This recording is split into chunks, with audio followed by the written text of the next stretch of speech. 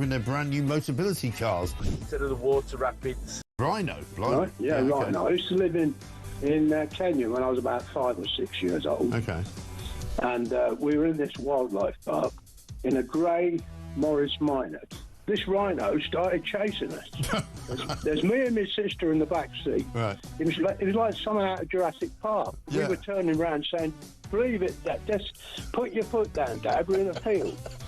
Put your foot down." This rhino was chasing us. One from Mark here in Derby. Went on holiday for our first romantic holiday to Tunisia years ago. Decided to take my girl into a petting zoo. I got a bag of food to feed the animals. A giant goat then went for me, putting his front legs over my shoulders and proceeding to headbutt me over a fence into one of the pens, covering me in the food and making my nose bleed. I got out of the pen, then the goat and all his mates attacked me again, sending me running and screaming like a girl out of the zoo, with my girlfriend rolling with laughter on the floor. A tarantula climbed up the bottom of the bed on the sheet. Yeah.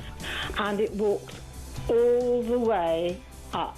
It's eyeball to eyeball. Wow. And I thought to myself, what am I going to do when it climbs over my face? But then a miracle happened. It raised its 2 front legs and waved them around. And then it turned around and walked down the side of the sheet. Boris Johnson had been attacked by an ostrich. The former PM was enjoying a safari trip with his family when the bird leaned into his car and went oi oi and pecked his hand. In footage shared online, he quickly jerked from the ostrich. Don't dirty minds away from the ostrich, and shouted, "Oh, cripes, get hell," before driving off. And so I just set it out there. Have you been attacked by an animal? When I was about 7, says Trevor Jenkins, on holiday in Spain in the 70s, a monkey pulled my long hair. It was long because it was the 70s. I was in floods of tears. And as the family car drove out the car park, an elephant ripped off the car mirror. We got the message. Spanish animals aren't to be trusted. Jeremy, Brittany here from the United States. I was spurred by a rooster in my right foot a few years ago. Spurred? How do you get spurred by a rooster? And one here from Dan in Hampshire. Morning, Mike. Is an Aussie that has been dive-bombed by our... Across the UK, on DAB+, on your smart speaker, on your smart TV, and on your side. This is Talk.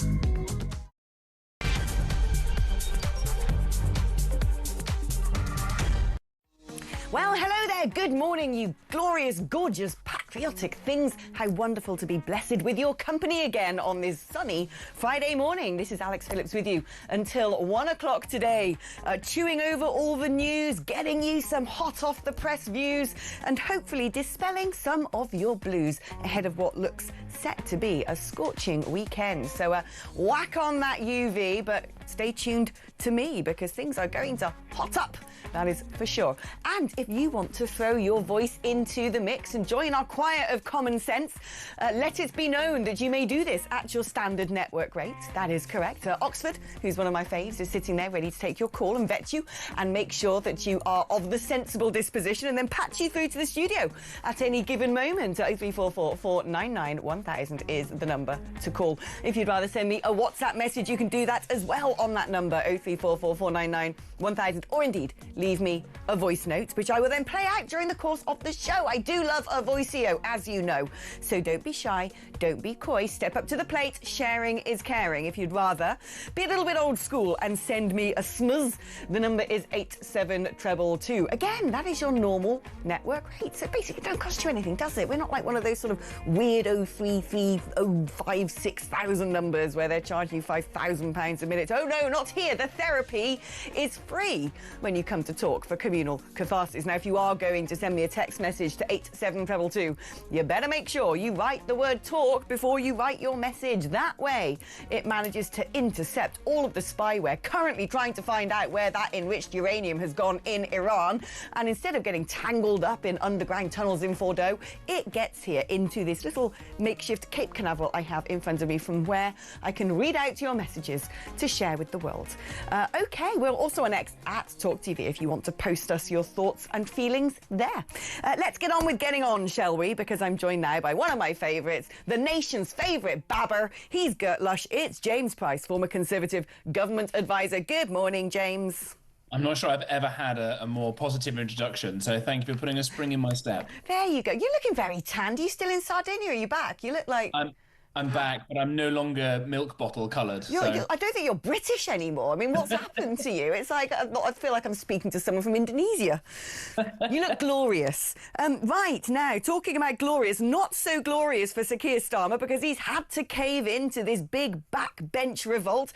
Really interesting approach by Starmer, where he was at that NATO conference, of course, and asked about people saying they're not going to vote through his welfare cuts bill, and he just called it noising off. Noising off, he said, and then threatened to do things like this could be a confidence vote in the government. If you don't back Starmer on this, you might have the whip removed, which is, of course, what he did to the rebels within the first few weeks of being in office.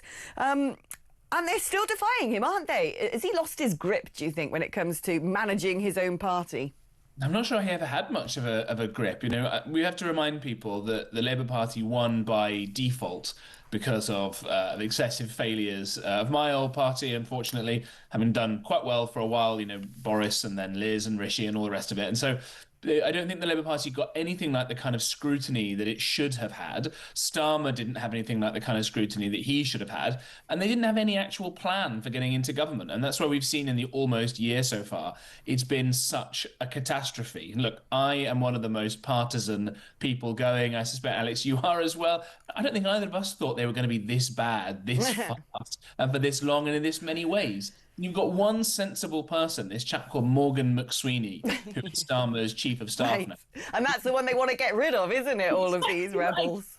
Right. Exactly right. It's absolutely extraordinary. Now, this is the guy who actually does have a lot of government polling that's been commissioned. So he knows that the general public, including the many sensible and smart listeners and viewers of this programme right now, know how crackers it is that we give out huge amounts of welfare payments to people who don't deserve it, and that we also now do an increasing amount for people who, whilst claiming they have mental health problems, would actually would benefit a lot more from going and getting a job. As Ronald Reagan said, the best welfare programme in the world is the dignity of having a job. So McSweeney knows all of this stuff. He also presumably knows that the £5 billion by 2030 that this plan was supposed to save is complete chicken feed. It might sound like a lot to all of us personally, but in the scheme of the 1.3 trillion pound budget, it's nothing at all, and it's less than half of what we could save if we simply stopped spending money on benefits for foreigners here. And yet, as you say, this is the guy that these rebels want to get rid of. It's almost like looking like a death wish for the Labour Party. I mean, what is left of this so-called bill now? Because it seems to me that, first of all, there was this amendment designed to tank the whole thing, and various limbs and bits and bobs have been cut off. It's sort of cut down to the quick now. Is there anything left of this rubbleized proposal, or is it just now at this point dead? Yeah, not a lot that I can see. I said just now that they didn't do any planning and preparation before coming into government, and I think this is part of it. It's such thin gruel across their entire legislative agenda. All we've seen so far is they want to kill babies almost at full term and 9 months in the womb. They want to kill off granny. They want to give away our territory. They want to continue having energy be the most expensive in any country in the world.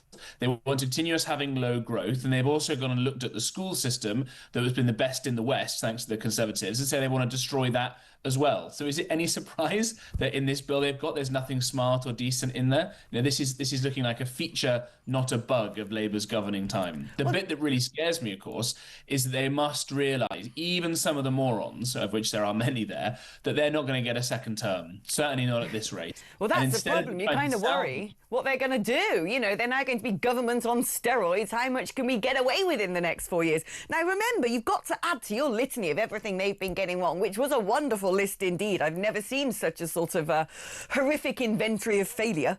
You've got to add to this now, this proposal that instead of saying to France, you've got to take back people who are entering our country illegally. We don't want these migrants just because they're all queuing up in Calais to come here. You're supposed to be defending your own territory and stopping this illicit trafficking of human beings. We're now saying to them, oh, do you want to give us some, like, just for free? You know, hand them over. One in, one out. We'll send one back who's crossed the channel, but we'll take somebody else instead. What is the point of that?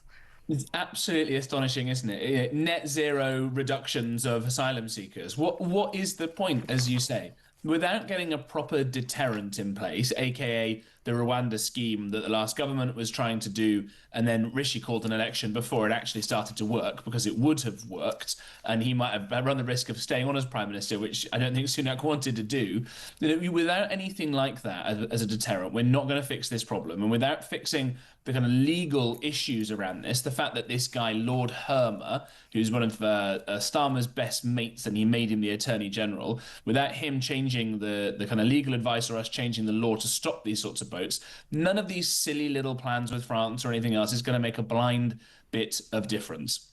And the French, by the way, have a deterrent. They're building a maximum security prison in the deepest jungles in a bit of French territory that's still in South America to send all the terrorists and scumbags off to. We need to resurrect something like that, whether it's in Rwanda, whether it's an Ascension Island or in the middle of nowhere. That's what we need, because frankly, whether it's the asylum seekers, the bogus asylum seekers who are almost exclusively fighting age men coming over here, or whether it's any of the other wrong-uns that we've got in this country, I don't know about you, I am so tired of having to live around these people. I want them deported, I want them arrested, and I want us to go back to having a nice, calm, civilised society again. Right, I just want to have a country, and having a country means you have borders, right? I mean, otherwise you don't exist as a country if any old character can come in from somewhere and then suddenly go, I live here now. I mean, absolutely mad that they're taking money off disabled people, basically. And yes, I agree that the welfare reforms need to happen. It's ridiculous how many people, particularly in the 18 to 25 demographic, are sitting at home, not working, not contributing to the economy and getting handouts because, I don't know, they got anxiety. Don't we all? Join the queue. But, instead of actually thinking, what can we do for the British people? They're saying, welcome, well done for breaking in. Here's a hotel room and a mobile phone for you. While you're at it, would you like some tickets to the football and a driving lesson or two? It is enraging. But it seems to me that, Starmer knows he's in trouble. He knows his levels of unpopularity, both outside of his party and inside the party. And when he seems to have his back against the wall, he is a man who makes extraordinarily sort of Leninist or Stalinist manoeuvres, doesn't he? As soon as he feels a little bit under threat or wants to grasp control of a situation. And here he goes now, apparently gagging civil servants to stop them speaking in public, saying if they're going to be doing any talking whatsoever outside the corridors of power, they must have their comments vetted in advance. Now, I have some sympathy with this. You don't want rogue Whitehall know-it-alls going around slagging off the government. I mean, we've seen plenty of people try and do that in times past. But he really does sort of go for sort of all-out censorship, doesn't he, Starmer? He's not, he's not shy about blocking free speech. No, of course not. Because free speech would mean people being able to tell him and his socialist cronies what a bunch of terrible policies and ideas they've got and how bad a job they're doing, and he doesn't want to hear that.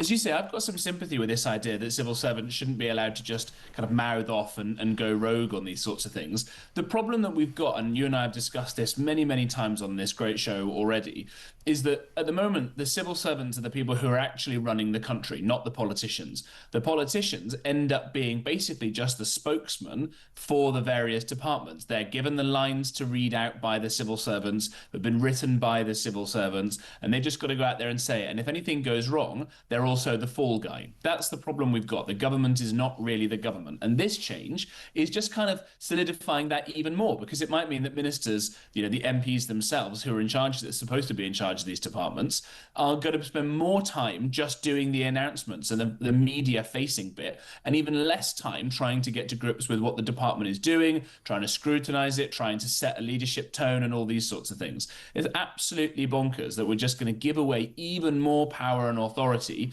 to the civil servants for even less transparency and accountability. Do we think that would work in a business? Do you think that works in your normal life? Well, it's funny you talk about that particular dichotomy between what is good for the goose is not necessarily the same for the gander, because Angela Rayner's civil servants have launched an indefinite work to rule campaign after being told they can't work from home. They're basically protesting the fact that they're not allowed to, run the government and manage the country from the comfort of their slanket on a summer's day, because while she's saying you've got to get back into the office and you can't have all these flexible, we're just going to go to a beach in the Bahamas with our laptops, the Employment Rights Bill does quite the opposite when it comes to what she thinks workers should be entitled to, which is exactly that. If you need to work from home, so be it. I mean, can we just get something straight here, Rayner? Nobody should be working from home. COVID is over. Well, I don't think that it's for the government to tell private businesses or individuals how they should do anything. Eagle-eyed people will see that I'm talking to you from my home today because the offices that I work in, you've got different things to do sometimes, and Friday is a good day to be left alone from employees, so I can actually get some other normal day. So you can moonlight with us, huh? Well, exactly, but I'm not working for the government, and I think there is a big responsibility when it's taxpayers who are paying civil servant salaries, that especially senior civil servants need to be in the office so that they're on hand to help the minister of the day at the drop of a hat, and to teach and educate and train up and set an example for the next generations of civil servants coming through. That shouldn't be a controversial thing. And I've got to say, when I was a government advisor, we faced the same problem, and I've never ever in my life seen civil servants so animated as they were in late 2021, early 2022, when we were starting to require them to come back into the office full time after COVID. And some of the messages that they would send the permanent secretaries of the departments: "You're ruining my life, you're betraying us, I can't believe you're doing this to us," all for the requirement of making people come back into an office. To me, look, if people want to work from home and businesses say that's fine, it'll actually save us on office costs, so be it. But to me, it is indicative of something that's happened psychologically to us as a nation since COVID, which is this sort of lackadaisical, work shy, don't want to mix, don't want to leave the house, really sort of ambivalent about work. And, I think it sort of contributes to the reason why, as a nation, we're the only developed economy that hasn't actually sorted out worklessness since COVID-19. Everybody else has got people back in work, and we've just got a load of people sitting there on benefits. As we were discussing in terms of the welfare reform, yes, people who need state support should absolutely be entitled to get it. But I think there must be so many people out there gaming the system. We've heard of those people who have their channels on TikTok where they say, you've got to fill out this form, these are the exact answers to give to these questions verbatim. If you do that, you then get all your cash money. People actually there advising others how to game the system. Then all those Albanian gangs who are sort of, making all of these false claims from the comfort of wherever in the Balkans, costing us millions of pounds so they can build their mansions back at home. I mean, clearly welfare reform is much needed. What are we gonna do about Starmer? We still got 4 years of him, haven't we?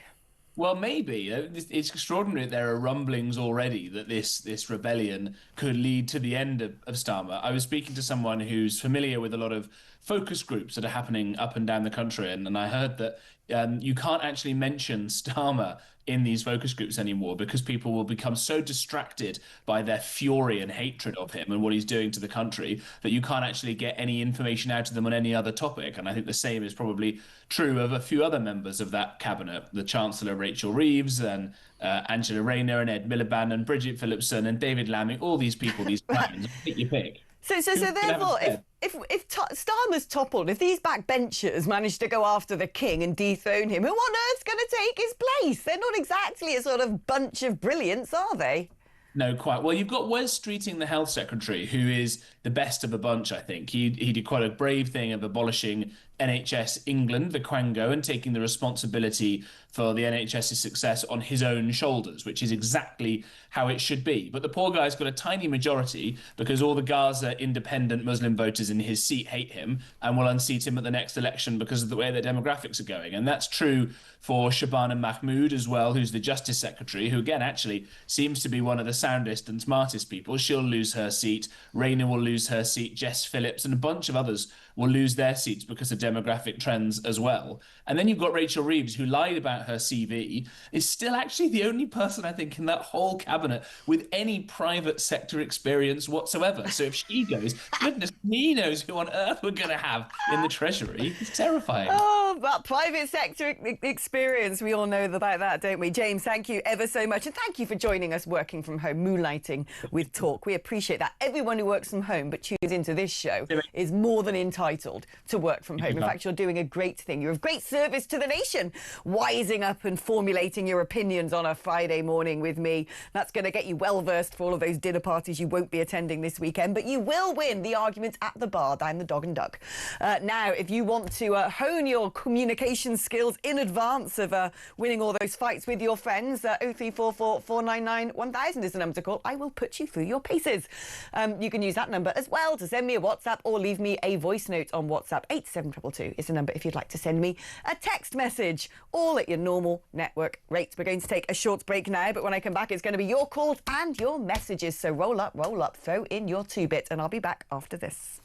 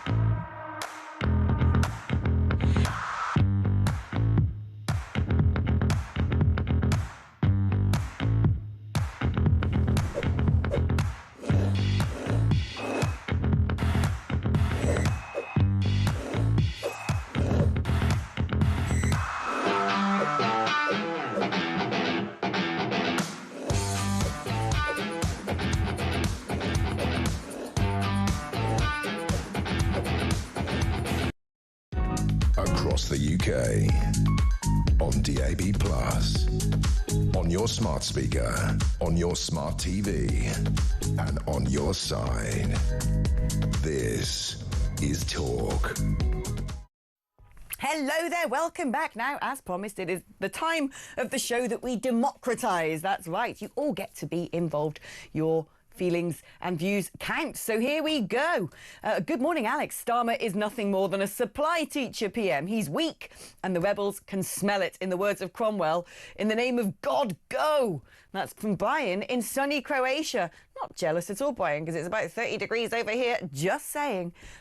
Supply teacher PM, I mean, I actually think he's sort of quite a gnarly. You know, I think he's more like that sort of PE teacher, isn't he, with that Lego hair of his. I can see him with a little black T-shirt and a whistle around his neck.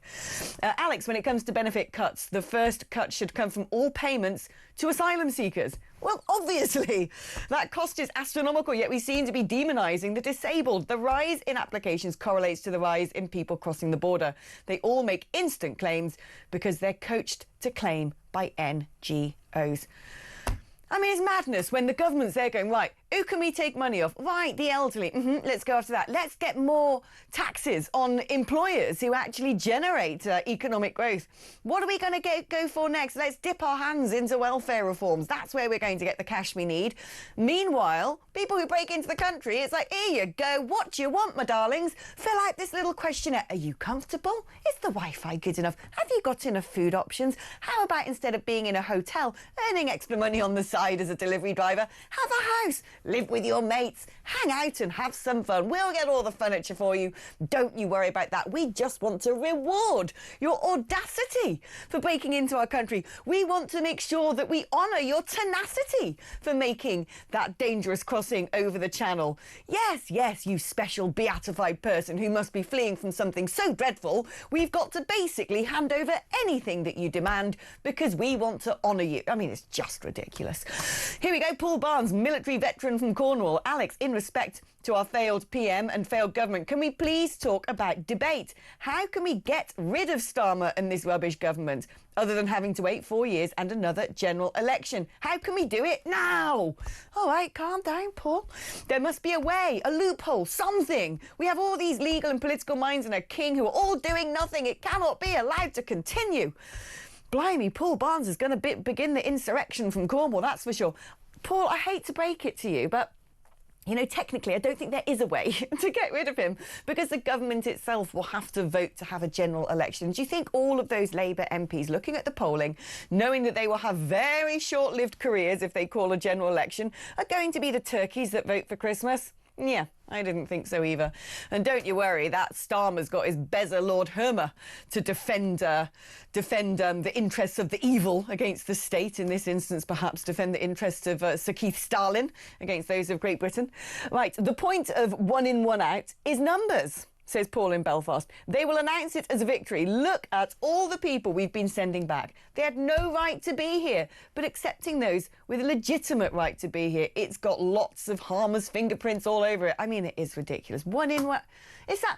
Starmer's the man, right, who did the deal over fishing with the EU. And he was like, we're only going to extend your right to fish in English waters by 4 years. And the EU said, no, we really want 5. Please, Sir Keir, make it 5. The fishing industry is depending on this. No, we're only going to let you extend access to our waters for 4 years. No, come on now. 5, please. 5, please, Keir. Oh, OK. 12 it is. I mean, this man, what is that?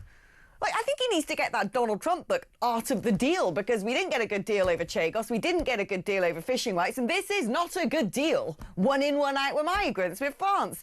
What is wrong with the man? Oh, let's speak now to John, who is in Bournemouth. Good morning to you, John. How are you? Good morning, Alex. I'm great. First-time caller from Bournemouth. Hey, welcome aboard HMS Common Sense. The waters are nice and still today, so fire away. Well, I'd like to talk about a couple of things, really, but Bryce Norton was the main thing I was asked to speak about. Right, the RAF airbase that Palestine Action managed to break into and then smother some of our military aircraft with red paint. Tell me more. Well, I'm an old guy, 68, and in 1984, I did a week at Bryce Norton on a parachute training course for airborne forces. Oh. And the place was really well guarded with a combination of Ministry of Defence police and a group of RAF called the RAF Regiment, who were effectively trained infantry airmen. And their whole role in life was to look after the security of military bases and the aircraft and such like. And they used to patrol that perimeter fence constantly, 24 hours a day, with loaded, well, they had magazines on their, it was SLRs in those days, self-loading rifles. Now, whether or not the RAF regiment have been disbanded or what, I don't know, but... So, yeah, you're sort of questioning what has gone on that these people were able to just casually walk through a perimeter fence. I assume they used wire cutters or something. They're now actually planning to launch attacks against other RAF bases. The Telegraph have managed to intercept one of their Zoom meetings and have got the details of various RAF bases that they believe are equally unguarded that they can go and attack. I mean, you have to ask yourself, if a load of short-fringed placard-waving leftists can get into what should be extremely secure military bases, who on earth else can do that? Well, this is it. It seems all you need is wire cutters, spray paint and a skateboard. I know. It's alarming, John. It's alarming. Did you end up serving in the military? Yeah, I did 22 years in the military. Wow. Thank you. Came out and then did 21 years as a Bournemouth taxi driver. So I've got a little insight into that as well. Ooh, you'll have to call back on another day and tell us all of your stories. John, thank you ever so much. That was John in Bournemouth. Let's speak now to Tom, who's in Perthshire, from one side of our wonderful United Kingdom to the other, pretty much. Hello, good morning to you, Tom. Good morning, Alex. No need for suntan cream up here in Crieff, I can assure you of that. Oh, come on. You know, that UV light is there all year round. You should have your sunglasses on and the factor 25 on your nose. Well, and on my bald head, Alex, it must be said. But can I start actually by thanking John and all the other ex-service people for their service? We don't do that enough. I know. Here. I love that thing that they do in America when they see a veteran. They always say thank you for your service. I don't think we ever say that half as much as we should. Amen. So what I called about, Alex, was the suggested or the proposed coup which is coming against our dear leader, Keir Starmer. And I am no more enthusiastic about that than I was about the coup which was instigated against both Boris Johnson and subsequently Liz Truss. And please can I tell your listeners why? It might take a minute or two. But the thing is this. Whether you liked Boris or not, he was a legitimate Prime Minister. He was voted in by the people. Right. So the men in grey suits, in inverted commas, never liked him and organised to get rid of him. Fine. And you can talk about the sins of Boris as much as you like. I'm no fan. But he was legitimate and he was ousted. He was stitched up, wasn't he? I mean, a piece of cake. Look at in Italy, they've got bunga parties right now. In Spain, that Pedro Sanchez is basically heading up some mafioso cabal. And in this country, someone gets booted out of office for eating some cake. I mean, we don't do things well, do we? Agreed.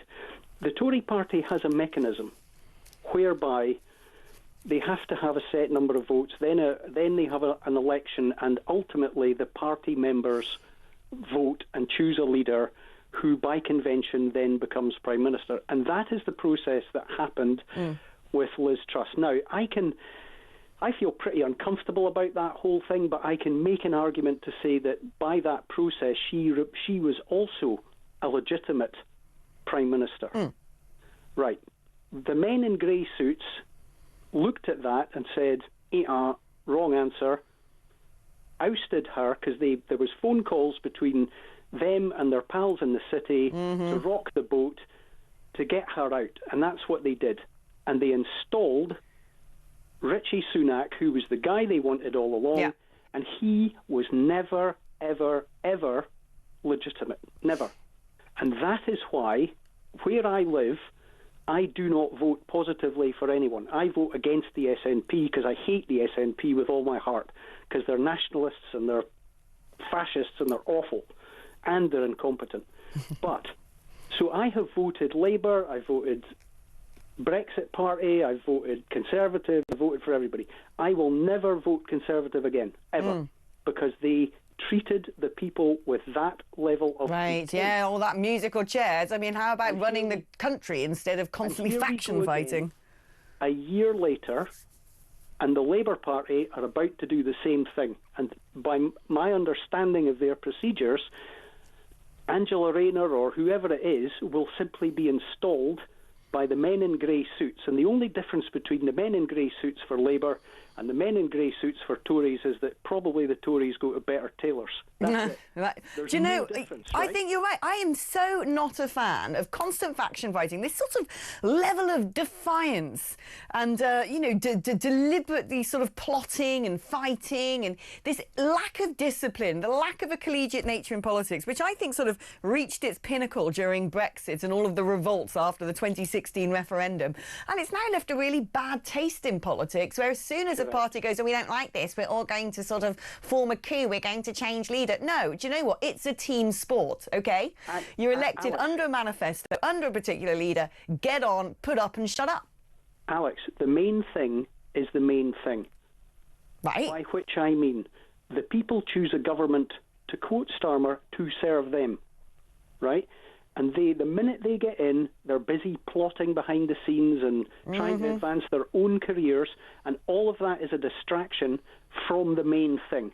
So if the Labour Party and the Tory Party and the Liberal Party, if they want Nigel Farage to be Prime Minister, and please God that happens, carry on as you are. There you go. I mean, they're trying to get rid of the only man, Morgan McSweeney, who might actually understand that particular argument. So with my blessing, and I think with yours as well. Tom, thank you ever so much for your call. Right, we're going to take a little break now because, well, we need adverts because someone's got to pay my wages, don't they? But when we come back on the other side, we're going to be speaking to Matthew Lesh, Director of Public Policy at the Institute of Economic Affairs, whose summer party I attended last night. Very jolly it was too. We're going to be discussing this rebellion against the welfare bill. That's after this.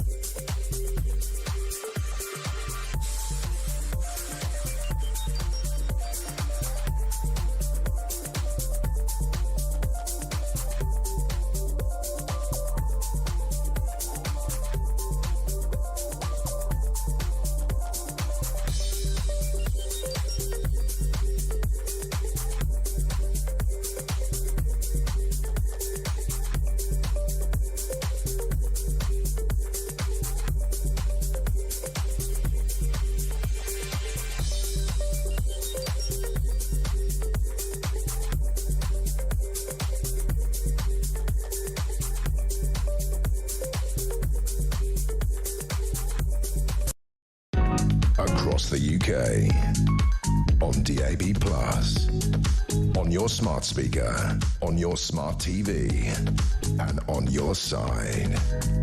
This is Talk. Well, hello there. Welcome back to the show. Now, this welfare reform bill, well, it's kind of gone, hasn't it? It has been reformed itself to the point that it doesn't even seem to exist anymore, as Sir Keir Starmer's caved in to rebels when it comes to how to reduce the cost of benefits to the nation. It seems to be dead in the water. How is it looking? Was it a good idea? Should it be reinstated? Let's get all those questions answered by Matthew Lesh, Director of Public Policy at the Institute of Economic Affairs. Hello there, Matthew. Do you have a hangover this morning by any chance? A little bit rusty. What about you? Yeah, no, thank you for the gin and tonics. I had a very lovely time and some delicious little canapes floating about as well. Right, let's talk about welfare reform, because I get the impression that those of us on the sort of right-wing side of things would probably happily see this bill pass. It was a step in the right direction, some might say. Or was it? Were they actually looking to take money from the wrong places, targeting the wrong people who actually need our support? And what are we left with now? Yeah, look, this is always difficult when it comes to... Sorry, this is always difficult when it comes to welfare reforms, which is you will have a series of people who are getting some kind of benefit from the government, and they do feel a sense of loss and grievance when it comes to it. But there's also an underlying problem here the government's trying to solve, which is that without reform, the cost of welfare to kind of people over working age is expected to double in just a decade, from around 36 billion to 66 billion. Now, what the government's trying to do would save about 4.5 billion over 5 years by making some changes to the eligibility system for PIPs, for personal independent support payments. It was undoubtedly a step in the right direction. It wasn't going to be the ultimate saviour of our fiscal situation, as you can see by those numbers. There's some interesting research suggesting that, in fact, basically more or less the amount of people who get these disability benefits, you get some kind of level of health support from the government, those in work, is not really about the underlying level of sickness in the population, which has remained pretty stable, but it's more about the generosity of the system. And the rising level of incapacity benefit spending does not actually mean that there's more people who are ill, but rather kind of a more generous welfare system underlying it. So the government, I think, was right to try to step in the direction of reform, even if it was difficult and even if you might necessarily have an imperfect system. The fact that they've had to reverse on it, though, I think is quite big political news. We should think of this as the third U-turn in just a month after the winter fuel payment reversal and the grooming gang inquiry reversals. It really does feel like the authority is stepping away a bit from the government here.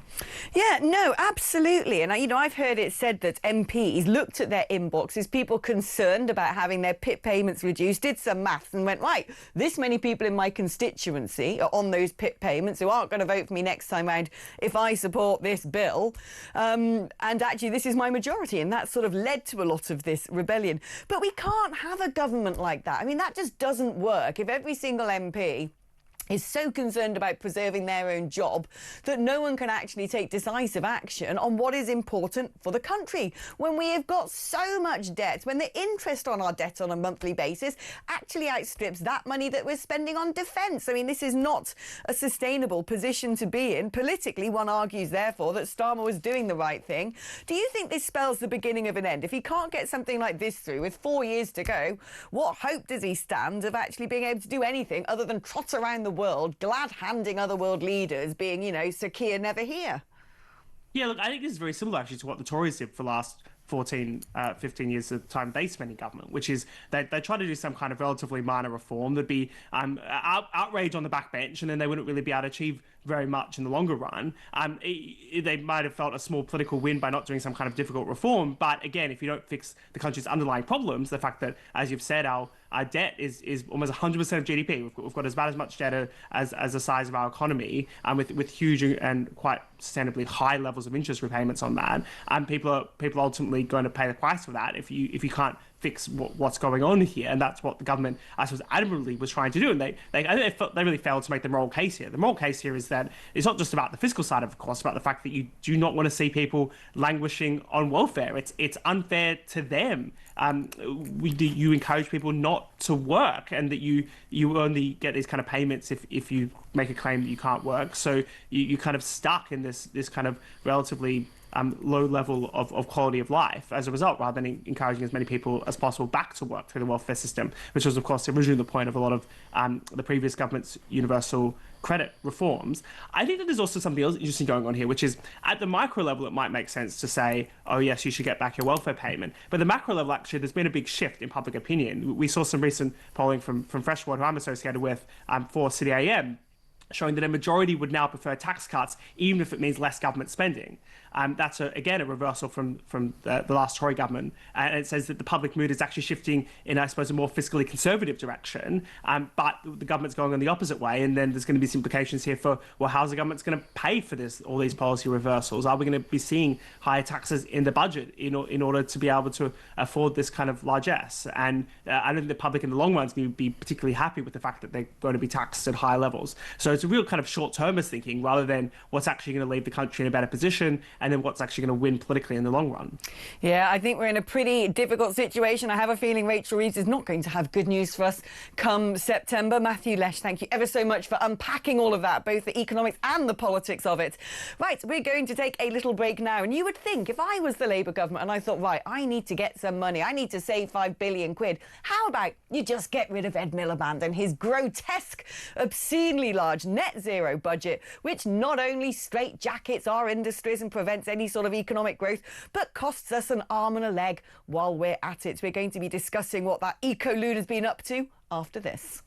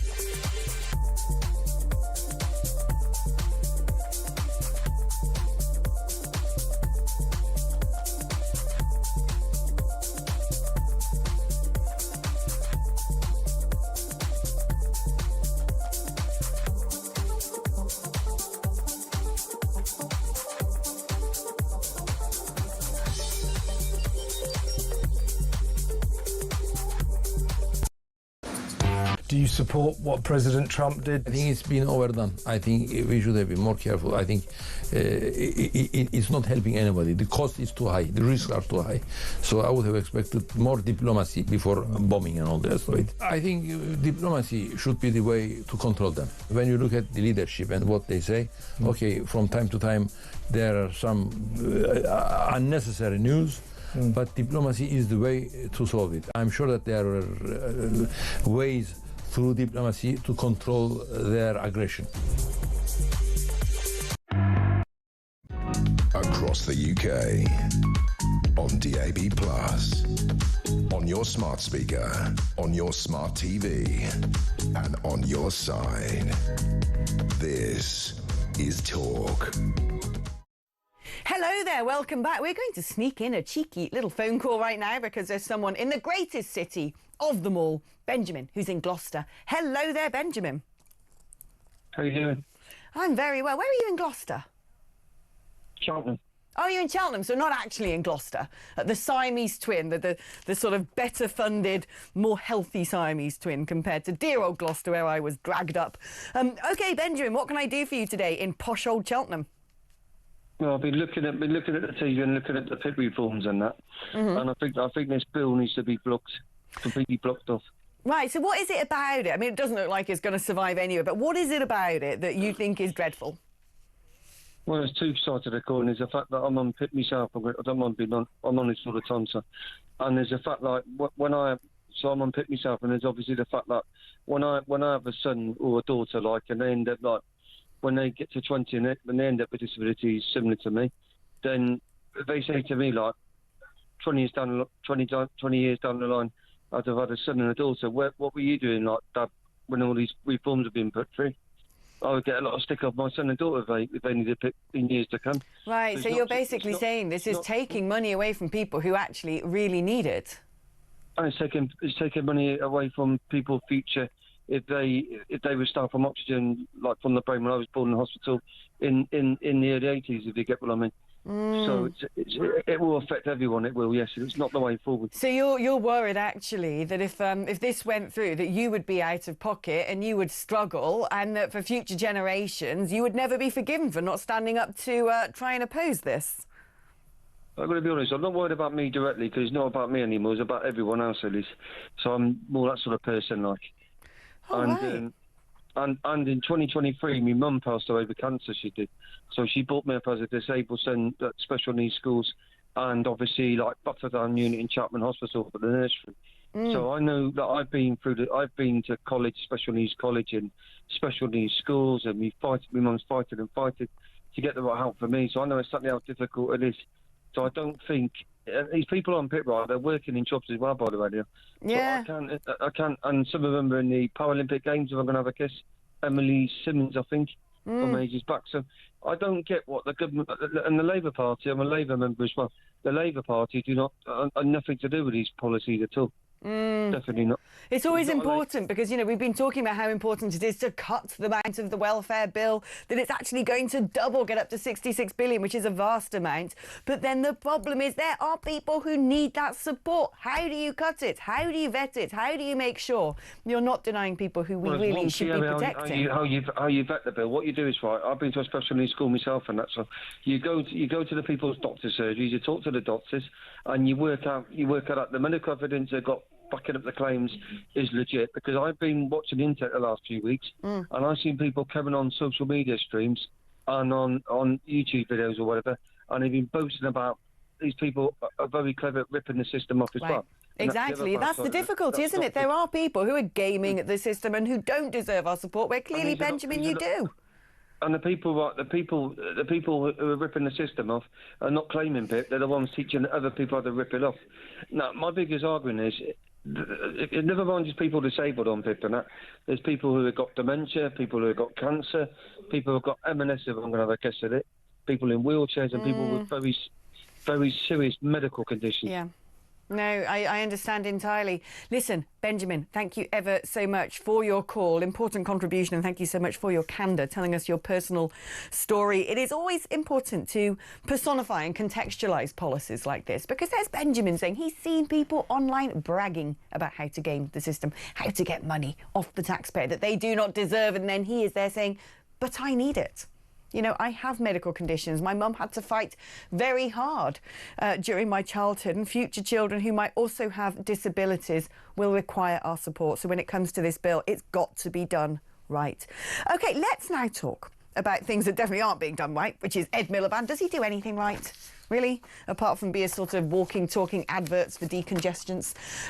Because, get this, right, Mr. Net Zero himself, proselytising bonehead that he is, that eco-loon, has been sending people on 10,000-mile round trips to go and make sure hotel rooms are up to scratch. I mean, you could not make this stuff up. At least one civil servant took a flight to Brazil to check out the British delegation's accommodation for an upcoming summit on climate change. Do you really think if Brazil is hosting international world leaders on a summit of climate change, they're going to shove them in some sort of gnarly youth hostel? Come on, what a waste of money. Also turns out that apparently we're going to be paying more for wine and beer because we're about to be hit with a glass tax. Let's speak to Shimian Lee, who's a research pair at the Taxpayers Alliance. I mean, for crying out loud, first of all, with these summits, I kind of think if you're going to sit there and chew over things like net zero, just do it via one giant video conference. It's 2025. Why does everybody need to actually emit all this sort of dangerous, toxic, noxious carbon dioxide into the air, getting on flights to go and discuss how not to emit toxic, noxious carbon dioxide into the air? But this, flying people out in advance to make sure the bedrooms are nice enough, is just taking us for fools, isn't it? I mean, you're absolutely right. I think the first question on people's mind will be, why is this even necessary? I mean, we spent something like £700,000 last year on hotels for COP.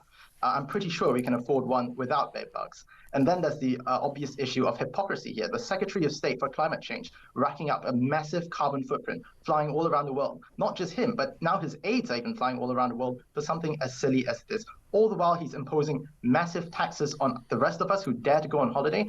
I mean, if you look at air passenger duty for a country like Brazil, that's rising to about £102 next year. That's a more than 10% increase, far above inflation. And I think the most important issue here is a total lack of respect for taxpayers. I mean, the only reason why they've done this is because someone else is picking up the tab. I guarantee you, if he had to pay for this out of his own pocket to make sure that the rooms don't have bed bugs or whatever that civil servant was doing, he would find a more cost-effective solution. And you see this all across government, whether it's, purchasing luxury wine glasses, dinners at private members' clubs, it's hundreds of pounds in government's procurement cards, or, £500,000 recently to redesign the government website. It's a bit of a joke. I love it. That was funny. Oh my gosh. The redesign of the government website is I didn't even know this had happened. My other half said to me the other day, he said, have you seen this? And I was like, what? And he showed me this picture and it's sort of gov.uk, normally in black, gov written like that, the dot where a full stop should be UK. And all of a sudden it's changed its colour to a sort of joyful little light blue, and the full stop has been inched up by about a centimetre. And that cost us how much? £500,000, if you can believe it. Like, who on earth is charging £500,000 to change a colour? I mean, it's just ridiculous. How do things like that happen? What is the procurement process? How do you get a job like that? Because I'd love to know. I'd happily take £500,000 to decide to change the colour of some sort of brand. I think the worst thing is that the actual decision to do this took place under the previous government. So it's taken this long just to change the colour of a website. Can you imagine how the government's coping with all the other things that it has to do? Why did the website need to change colour? It's utterly ridiculous. I mean, how much is Ed Miliband's budget there in his net zero department? Well, I think it's certainly substantial, but in terms of the amount of money that's going up for things like Great British Energy and all sorts of other things, I think they were looking at nationalising the steel companies as well. So the amount of money that's spent by the net zero department is certainly substantial. But I think the question is, for this COP conference in particular is what are we getting out of it? I mean, we've had COP conferences for something like 30 years now. Every single year is more doom and gloom. And what do we get out of it? It's higher energy prices, some of the highest in Europe, in this country. And frankly, if all we're going to do is go there and ask for higher energy prices, I think there's a far cheaper way to do it. As you said, let's have these things online. Civil servants love working from home, and Ed Miliband can have a good night's sleep in his own bed. Oh, they love working from home unless it involves a first-class flight. I'm sure that is perfectly a feasible decision to make. But, you know, you're absolutely right on this. Ed Miliband is the most costly thing that this government's done to the country. It's absolutely ridiculous. You go to all these blimmin' COP summits. I mean, let's not pretend that the Conservative Party didn't love this stuff as well. To try and out-self-flagellate every other nation in terms of how much you can cripple your economy by setting targets that no one else is going to follow, that you're going to be a slave to. It is just mind-bendingly lunatic. It's an act of national self-harm. Let's talk now about the glass tax. So apparently, in the sort of effort to make everything more sustainable, manufacturers of alcohol are going to be told that they've got to recycle or make sure that the packaging that they're using is kindly to the environment. And this, of course, is going to hand costs down to the taxpayer. A standard bottle of wine will be an additional 9 pence. The cost of a beer bottle will rise by 4 pence. Spirits, an extra 11 pence. That might not sound like much, but yet again, here we go, messing about in the weeds when it comes to sort of saving the planet. Don't we all just recycle this stuff anyway? Like, what is this about? I mean, it just goes to show that the solution to every problem under this government has been just to tax, and under previous governments as well. I mean, people going on holiday, tax them, air passenger duty. People enjoying sugary drinks, tax them. People carrying around their groceries in plastic bags, tax them. People using the internet, just tax them even more. I think government doesn't understand that all these taxes mean taking money out the pockets of average people. I mean, if you look at wine in particular, the taxes on wine are already sky high. I mean, the UK has the third highest wine duty in Europe. And if you look at VAT and alcohol duty, that makes up nearly half the cost of a bottle of wine. And certainly when you add this so-called glass tax to it as well, that's going to increase the cost even further. And in fact, it's interesting that a per bottle tax would be actually a regressive tax, because in percentage terms, a tax would be higher on a cheaper bottle of wine than on a more expensive bottle of wine. So in fact, it's a tax on the poorest people in society. I mean, the French aren't going to like this, aren't they? They're one of the only nations that insist on sticking their wine in a bottle and shipping it over, because they often do the fermentation process in the bottle. Whereas New World wines, people might not know this, they tend to come in big vats that are bought in and bottled over here, because shipping gazillions of wine bottles from down under is a costly affair. The French aren't going to like this one, are they? Yeah, the whole design of this tax is a complete nonsense. I mean, the tax is supposed to be by weight, which means materials like glass actually are taxed more highly than plastic, which is the complete opposite of what we've been told for years, that plastic is the great polluter and glass is actually more sustainable. Of course, the objective here is to get producers to reduce unnecessary packaging. I don't know if we've looked at a bottle of wine recently, but I'm not sure how much more producers can reduce packaging. I mean, a bottle of wine is a bottle of wine. It's almost as if the people setting these policies have never seen a bottle of wine before. And what we end up with at the end of the day is going to be a worse alternative. People are talking about, because of a tax like this, putting wine in plastic bottles, if you can believe it. It's just like what happened with plastic straws. Now we all have paper straws that are far, far more difficult to use. And thanks to this government, we might soon be drinking wine out of cardboard boxes. Oh, that will be a grotesque development, won't it indeed? Shimian, thank you ever so much. Shimian Lee, researcher at the Taxpayers Alliance. Now, I must admit, when it comes to my preferred tipple, which is cider, for a long time we've been drinking out of weird plastic bags called a bladder in a box with a nice little tap on it. But it does, you know, you can get about a good 50 litres in one of those boxes, so I think that's pretty sustainable. But wine in plastic bottles, what do you take us for? I mean, it's like being on the cast of Shameless or something if they suddenly start doing that. Everyone knows that box wine is only good if you're going to an air show. Otherwise, no one should go anywhere near it. It is not the right way to go about things, ladies and gentlemen. Right, we're going to be taking an advert break really soon, but I want to have more of your messages, and especially voice notes to play out, because I do love a voice note. You don't have to necessarily speak to me in person if that's a little bit too daunting. If you're feeling a little bit shy perhaps today, you can instead just record yourself for a minute, and then you've got the opportunity to keep doing retakes if you think you sound funny. I warn you this, don't ever listen to yourself back. I don't think I've ever played a show on repeat, because I look at myself. If I ever watch something back, even just clips on the internet, I'm like, who on earth is that weird woman with her odd face who talks like an absolute numbskull? Oh yes, that's you. So don't listen to yourself back. But if you did happen to, and you are equally harrowed by the sound of your own voice as I often am, then you can actually just re-record it. That is the joys of a voicio. The number is 0344 499 1000 if you're brave enough to do that. Also, if you're brave enough to actually speak to me in person, I want to make an appeal to carry some of this load, help bear the weight on this Friday, because we all love hearing from one another in our communal catharsis. It's a great way to get some free therapy, get some stuff off your chest. 0344 499 1000 is the number to call, charged at your normal network rate. And the lovely Oxford is there to vet you when you call, and when the time is right, he'll even give you a call back once you've registered your interest in joining the show. 87222 is the number if you'd like to send me a text message. Remember, if you're going to do that, you've got to write the word talk before you put the body into that message. That way it manages to avoid banging into Starlinks and spyware and old Soviet satellite junk floating around in the hemisphere, and instead makes its way and hits the mast on top of talk towers and wends through all the pipework down into the system in front of me, from where I can read it out loud, and that is also charged at your normal network rate. We're on X at talkTV, so do interact with us online as well. Right, coming up after the break, in hour 2, we're going to be going back and talking about whether Starmer really has his back against the ropes with a former Labour special advisor. Is this it? Is it crunch time for Sir Keir? That is what we're going to be discussing after this. Go put the kettle on, and I'll see you on the other side.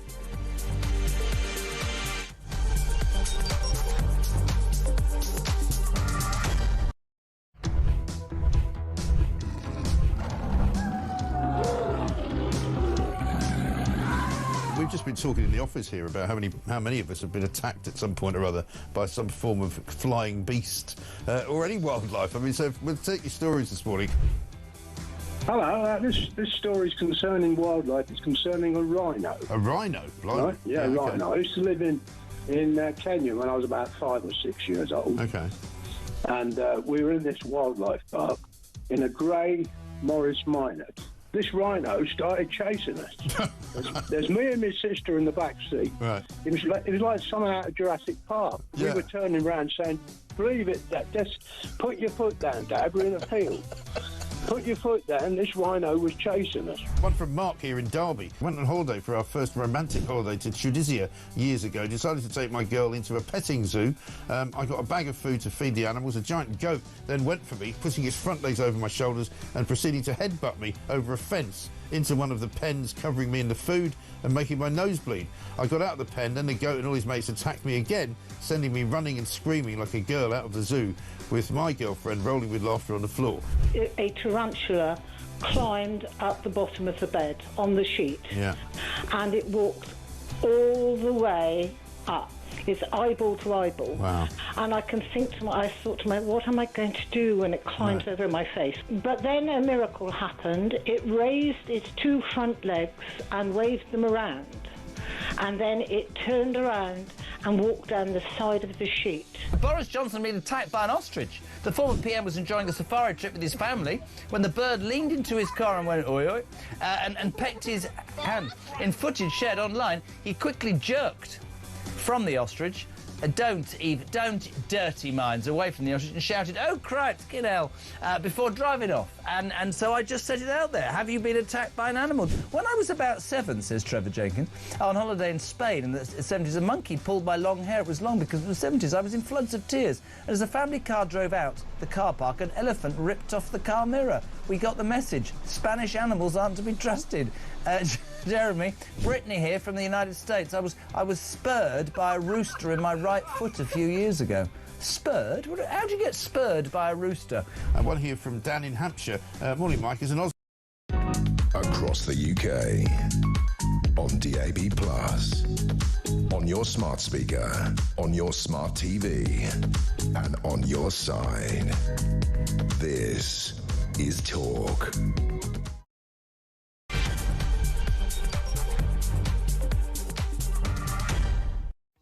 Hello there, welcome back to the show. I've got to read this message out because it's blimmin' brilliant. Betty says, Alex, your other half is punching above their weight. Boxed wine at an air show? Where have you been all my life? Do you know what, Betty?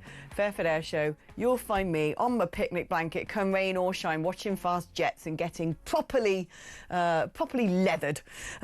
Because that's the sort of gal I am. And he ain't punching above his weight. I think I'm punching above mine. You haven't seen him. He's like a pound shot Ryan Reynolds. Like, people come up to us in the street and I'm like, oh, someone's recognised me. No, they think he's the Hollywood star.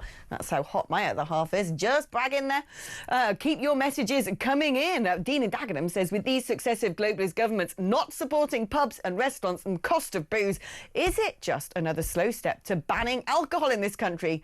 You'll guess why I say that. Do you know, Dean, I have a feeling if the WHO had their way, alcohol would be banned. I remember once they put out some advisory saying no women should ever drink alcohol. Get stuffed. Go on, jog on. I mean, seriously, these mad globalist control freaks would actually ban fun, given half the opportunity, because, you know, they don't know what fun is. Right, let's talk now to Paul Richards, former Labour Special Advisor, about what is going on in the Labour Party. Hello, Paul. How are you today, my darling? Good morning to you, Alex. How are you? Yeah, I'm very well. Not so much so for Sir Keir Starmer, though. He's sort of caved into the rebels. How serious, from the outside looking in, do you think this is? Well, it's not great, let's be honest. It's not ideal. He's had to do a third screeching U-turn now on the PIP payments. I mean, the argument coming out of Downing Street is that this means that he's listening, he's heard what people have said. The rebellion was led by people who are not his natural enemies. You know, these were people often very much on his side within the Labour Party, and they were saying, come on, Keir, this is not the right policy to achieve what we want. And so he's had to go back to the drawing board and offer a series of concessions, most of which are designed to appease the MPs, but also it's a good message to those people who are really out there worried about their payments, being told, you know, well, if you're on the payments now, you're not going to lose them. So it's not great, Alex, I suppose, in summary. But is that not just politics, really? I mean, his party's holding him to account. They're saying we're getting letters in our inboxes, emails in our inboxes and letters coming through about people desperately terrified about what this might mean for them. My constituents are worried. I've seen the volume of concern coming in, and my job is to represent them. Therefore, we're going to take the challenge to Sir Keir Starmer. And that actually you can have a gazillion people as a majority, but actually if the policy ain't going to fly, it ain't going to fly. I think ultimately that's what happened. People just said, well, look, if the objective is to get more people into work and to say that people are not just languishing on benefits for the rest of their life, if they have the ability to do some kind of work, and many of those people have got that ability, you know, we are spending more on disability benefits than we are on defence as a nation, and it's gone up 10 times since the 90s. So something's going horribly wrong with the system. No one disagrees with that. The answer is, well, you know, what do you do? And I think the policy that Liz Kendall and others cooked up just felt a bit under scrutiny. It was, you know, people were saying, well, hang on, my constituent, you know, will be told they're not going to get the money, even though they can't work, and they're falling in between all these different criteria and not getting enough points in this point system. And so the politics didn't work. And now that led to the rebellion.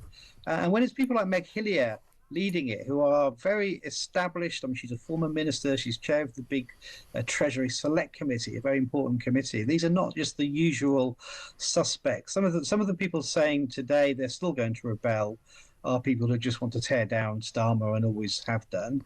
But the bigger group that caused the impact were the people who are loyalists, saying this policy ain't going to fly, which is why the government's had to go back to the drawing board rather than risk defeat on Tuesday. So, you know, it is. I suppose, you know, when my kids screw something up, Alex, I always say to them, well, what have you learned? What have you learned from this, I say.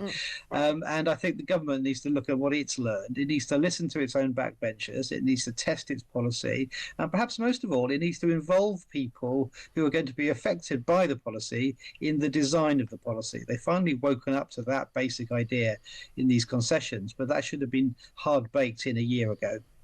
I mean, how much of a risk is this to Sir Keir Starmer? Because we're hearing the usual sort of murmurings from the Westminster bubble. Everyone gets really excited in my profession if they think a Prime Minister might be toppled. How likely is that? Well, being absolutely honest, I think it's very, very, very unlikely indeed. I think this is a flashpoint on a policy issue, but it's not a bigger malaise within the party. And it's not like the Conservatives who just sort of seem to swap their leaders over so frequently. Maybe that's a lesson Labour has learned. It's only 1 year in since he won this absolutely massive majority. And don't forget, most of the Labour MPs do owe their seats in Parliament to the fact that Keir Starmer got Labour over the line with a massive majority just 12 months ago. So there's a residual support and a residual loyalty deep within the Parliamentary Labour Party. But there is also a demand, OK, we need to see more of you. We want to be listened to more. We want to see you in the tea room and coming to the Monday night Parliamentary Labour Party meetings. And some of the handling around this, I think, is come under scrutiny as well. And I think the MPs are saying, we're a resource, for heaven's sake, use us. Don't just misuse us like lobby fodder. Do actually listen to us and involve us and include us. And in return for that, we'll give you our support. So I don't think we're on the brink of a dramatic sort of like the Tories did getting rid of Boris or whatever. We're nowhere near anything quite so exciting as that, I'm afraid. Yeah, I mean, it might be exciting for we journalists, but it's not very good for the stability of the country. Is the Labour Party's problem going to be, over the coming 4 years, that our financial situation is in a pretty terrible state? We all know that. We know the interest that we're paying, just the interest on the debt alone is bigger than our defence budget. We're constantly being told about all of these huge fiscal black holes. A lot of money's already been chucked at certain things that perhaps they should have second thoughts about, net zero, etc. Saving the planet is all very noble, but not if you can't afford it. But is the problem not in general, on the left, the idea is to have a bigger state that gives more support to the public, so therefore it kind of needs more cash. But we're a cash-strapped nation right now. Our economy's, hit the skids. There's very little growth going on, which is sort of indicative of the sort of stagnation going on around Europe. The highest energy bills in the world, a situation that could well be exacerbated by geopolitical activity. And then at the same time, the pull factor, the challenge factor in Labour heartlands is coming very much from the right wing in the form of reform. So this might be the first sort of, big crunching obstacle of many going forward, because the fact of the matter is sort of the normal Labour MP wants the government to spend more, do more, give more, when that money's just not there. Well, that is a very good summary of the government's dilemma, I would say. It's a very, very astute way of summing it all up. And that's why government is extremely hard. If you are a left government with a project to, as you described, get more things done and use the state for good. The whole project, the whole house of cards is predicated on one simple word, though, isn't it? And that is growth. And unless the economy starts to grow, you can't spend the money that people would naturally want to see being spent on things like tackling mental health or more trains or whatever it might be. And so we think we can use government, the power of government, to stimulate growth in the private sector, for example, with the massive house building projects.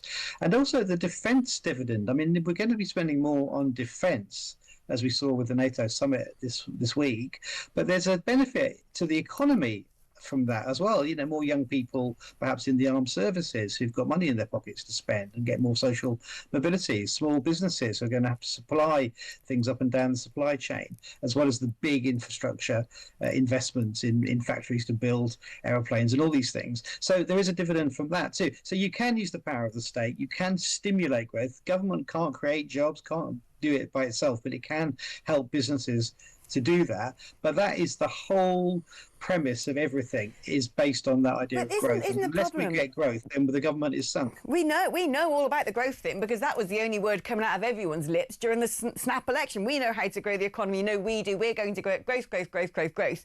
But actually, when you look at what's gone on since Sir Keir Starmer's come into power, and I'm not saying he inherited a particularly peachy picture, he did not.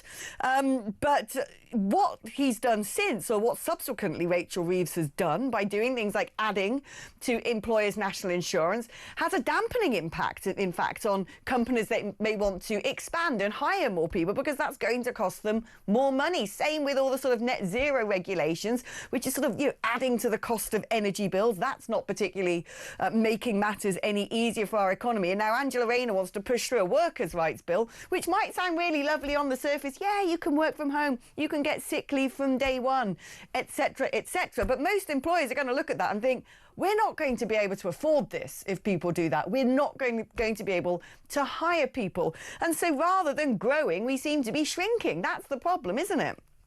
Well, we are growing, but not as fast as we need. On workers' rights, happy, content, well-paid and looked after workers are more productive. Workers who are anxious and waiting by a phone to see whether they've got a job that day are not. So actually, the basic idea of looking after your workforce is a good one in its own right, but also is good for the economy. So that's on that. In terms of some of the net zero stuff, I think there are job opportunities in this, and there are businesses that can thrive by investment in green economies and, for example, the new technologies around carbon capture or wind turbines, whatever it might be. There's jobs there and apprenticeships there which will stimulate growth as well. And when it comes to things like house building, again, everyone knows the housing market is broken, so we do need to build those affordable housing. But it does also create jobs, and it creates apprenticeships and all the things that we're going to need skills in the future, chippies and brickies and sparks and all that. So, it's all good. It's all part of a bigger picture of how do you stimulate the economy in all these different ways so that people can be a bit more confident about the future. But the key point surely is there's no quick fix. So although it is rocky, and the kind of stories we're talking about today of rebellions and whatnot, it's a 5 or 10 year project to get the economy back on its feet, and it's going to take time. So the pressure on the government is that people want results straight away and start kicking off when they don't see them, but the things you need to do to get the end result do take time. I mean, the problem is, though, the general public are looking at all of this, and what they see when they see the cuts being made to pensioners and their fuel allowance, the cuts being made to people on PIP, etc., is actually they want the cuts to be made when it comes to propping up people who've broken into the country, who've come here illegally.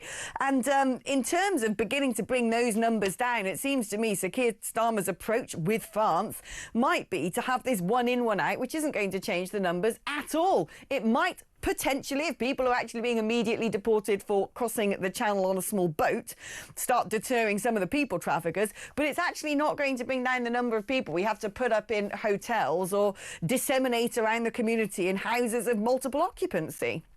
I mean, the Labour government's closing the hotels because I think we can all agree that is a disastrous policy and people shouldn't be in those hotels, and hotels should be for people to go on holiday, not to live their lives while waiting for their asylum claims. I think the idea that we're now going to be able to drag these boats back to France, and the announcement hasn't been made yet, so let's see what actually is said next week. But I think the idea we can start returning the boats to France will deter the people smugglers. I mean, the people smugglers are all about money.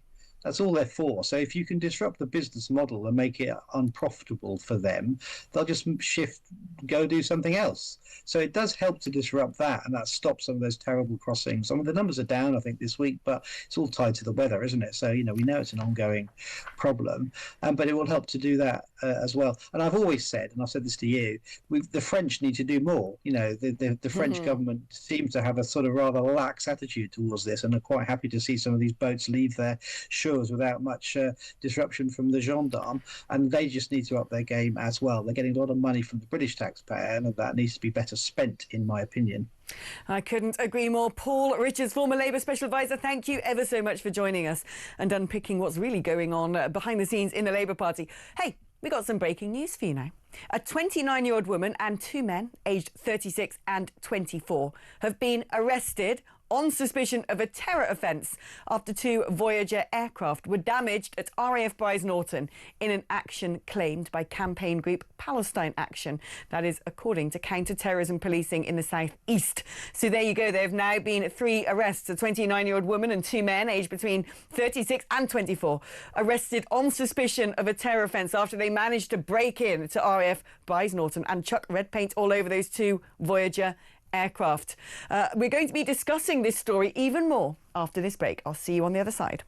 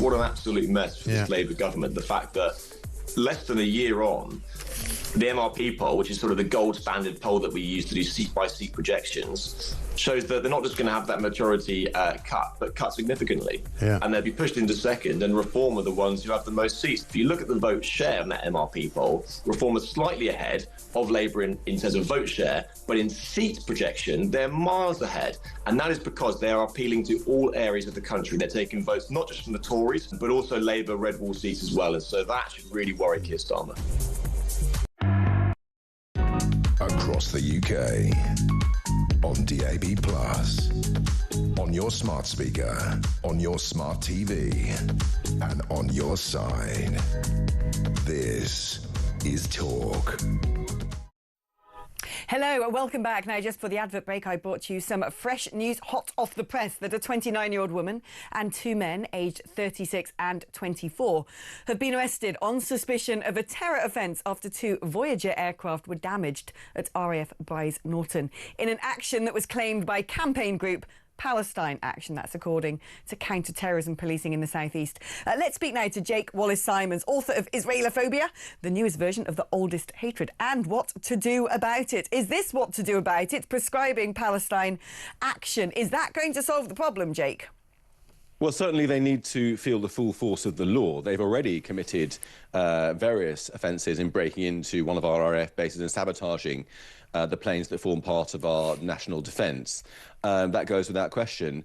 But I think that in taking the step of trying to proscribe them as a terror organisation, Sir Keir Starmer is setting himself up for a showdown with his own party. It was interesting to see that Nigel Farage suggested it in the morning, taking this step, and by the afternoon, Sir Keir Starmer had adopted it as his own policy, suggesting rather that he's trying to match the unofficial opposition pound for pound. But this legislation's got to get through both the Parliament and the House of Lords, and there are a lot of MPs on his own side, 11 of them who've come out publicly in support of Palestine Action, and more who may vote against this legislation, not to mention the House of Lords, which is full of a large contingent of people with views that might not align with many of the viewers and listeners today. And so I think that he really, in going for this sledgehammer option, he set himself up for a big showdown. It's a difficult thing to do when there was existing legislation that could have been enforced properly to deal with this problem. I mean, this is it. What they've done is committed criminal behaviour. Some might even say treason if you're attacking the UK's ability to defend itself. But taking the step to actually prescribe something as terrorist is quite drastic. I mean, this nation doesn't even prescribe the IRGC, the Iranian Revolutionary Guards Corps, who actually commit atrocities on our shores and are very clearly terrorist.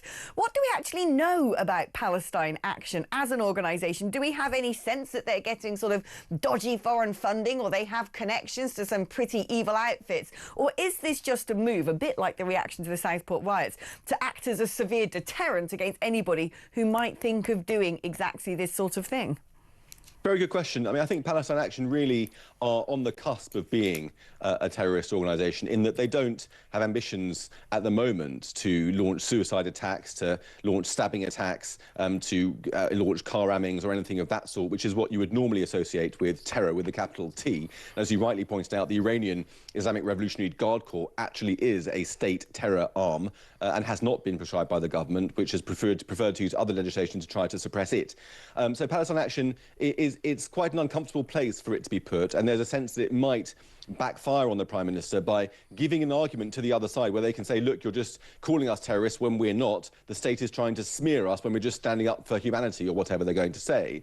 In terms of the funding, I mean, certainly there have been allegations that Palestine Action has received some dark money from Qatar or from other sources of Islamist bankrolling around the world. But so far as I know, that has not been proven in the UK. Perhaps further investigation under terror legislation might unravel some of that. But either way, what they do really is focus upon radicalising people to stand up allegedly for the Palestinians, but really against Britain, the West and Israel, against our national interest. That's their raison d'etre. They're not jihadis, but they are as close as you can get to jihadis from the woke left, if you like. So they're a problematic organisation. They could be a gateway to actual terror, and that is a real concern. And in attacking RAF bases and damaging our means for protecting and defending the realm, they've really taken a step into a whole new world of operations where they could become a proper national security threat if this does expand across other military infrastructure. As the Telegraph revealed just this morning, that is their plan at the moment. Yeah, indeed. Brilliant. A scoop by the Telegraph, who have managed to infiltrate Palestine Action and was part of one of their online meetings where the tactics being discussed included breaking into factories, hitting everything you can find with a sledgehammer, and talking about identifying 3 RAF bases suitable for attack: RAF Cranwell, RAF Barkston Heath in Lincolnshire, and RAF Valley in Anglesey, where, of course, the Prince of Wales once served. But my sort of wonder about this is, to me, the logical next step, if you're going to make Palestine Action a terrorist organisation, if Hamas, Hezbollah, the Houthis are all terrorist organisations, how on earth, when you've got the crowds of people snaking through London every week and banging the drum for Gaza, how on earth do you know which people in that particular crowd are part of these organisations? Is the next logical step, therefore, to finally turn around and go, that's it, no more pro-Palestine marches, which is what other European nations have done? Well, don't forget, I mean, if you're prescribing Hamas as a terror organisation, you don't have to be a member of it to be guilty of a crime. You could only need to be expressing support for it, and that includes glorifying its actions and its beliefs. And so there's a lot of legislation which is not being rigorously applied to these marches that take place on a regular basis through central London and elsewhere. And I think that really gets to the heart of the problem. Palestine Action are only able to come about because of the overall permissive attitude towards Palestine activism, allowing them to cross line after line while the police treats them with kid gloves. We saw a case just in the news yesterday where, after the Prime Minister said he was going to proscribe Palestine Action, there was a pro-Palestine Action demonstration in London.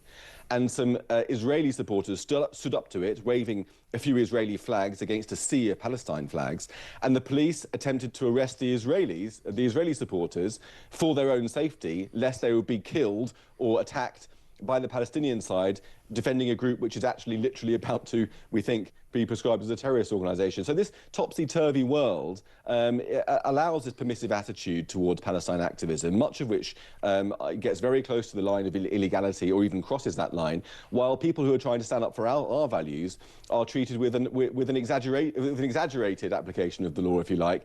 And it's in that atmosphere that groups like Palestine Action can really take the mick, can grow, can expand, and can begin to push the envelope further and further. I think that if the government and the police would have taken action sooner against smaller infringements and offences, then we wouldn't find ourselves now having to use terrorist legislation to stop the problem as it goes out of control. I mean, talking about the sort of two-tier policing, I think indicative of this is the fact there's one particular Palestine protester dressed as a Holocaust victim, and instead of having the star, they put the crescent and star, the Islamic symbol, instead. I mean, that is without doubt disgusting. It's in sickening taste. And you kind of have to ask yourself, if this was done the other way round, if there was something which was supposed to be offensive to Islam, someone's feet wouldn't even touch the ground before they were whipped off and put in a prison cell. Well, that's just it. I mean, this person, they're out of work. Are they mentally ill? I don't know.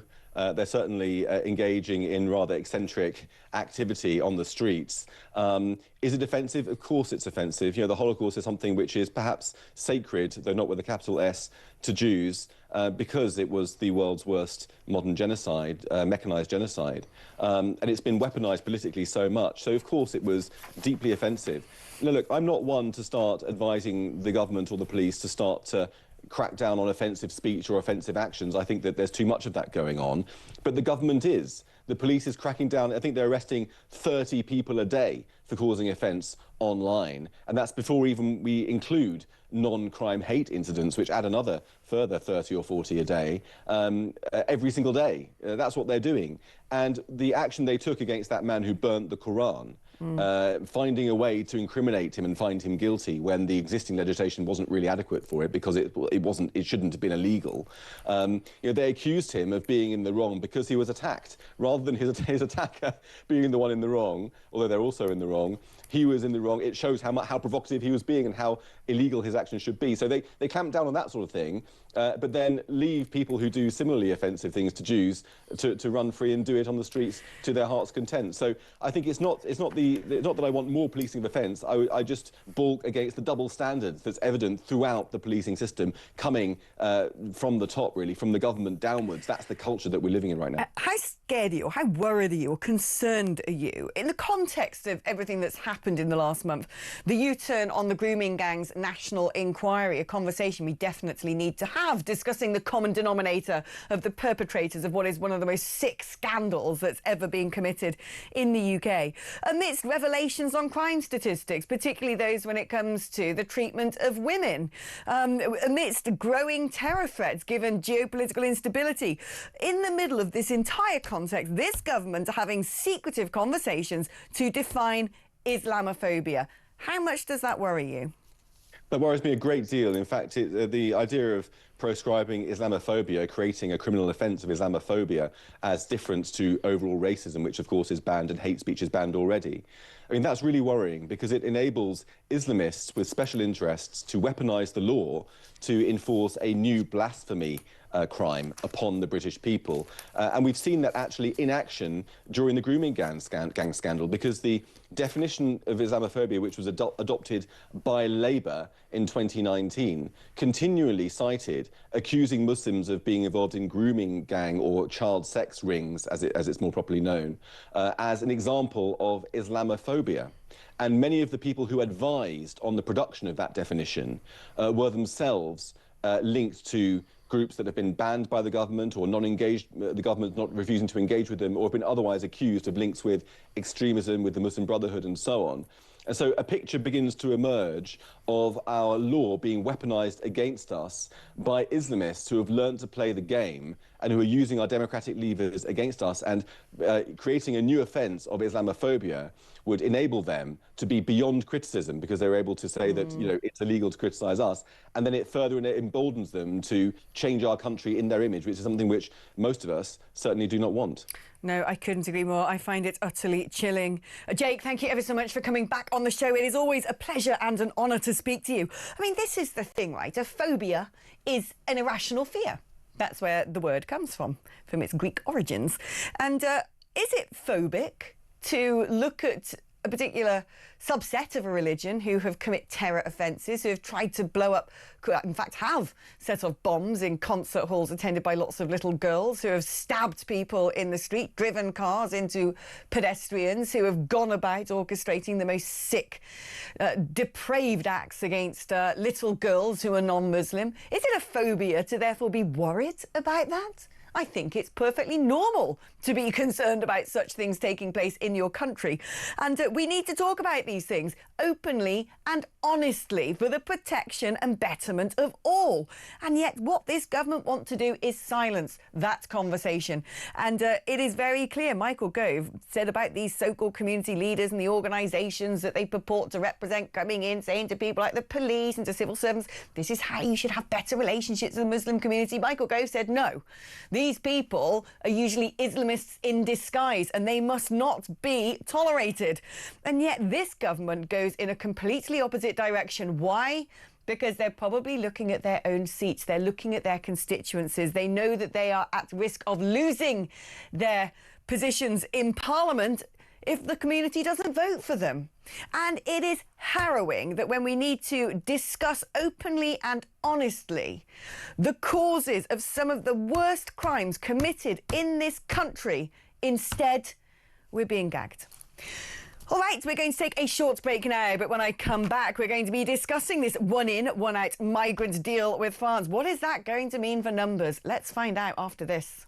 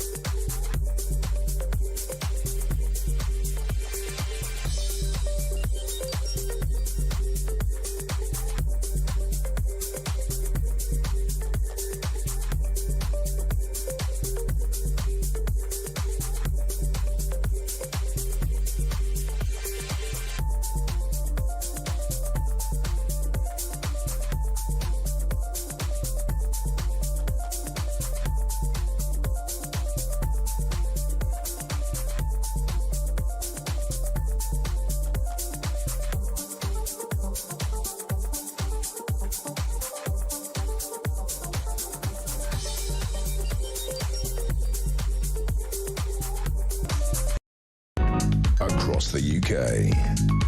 On DAB+. On your smart speaker. On your smart TV. And on your side. This is Talk.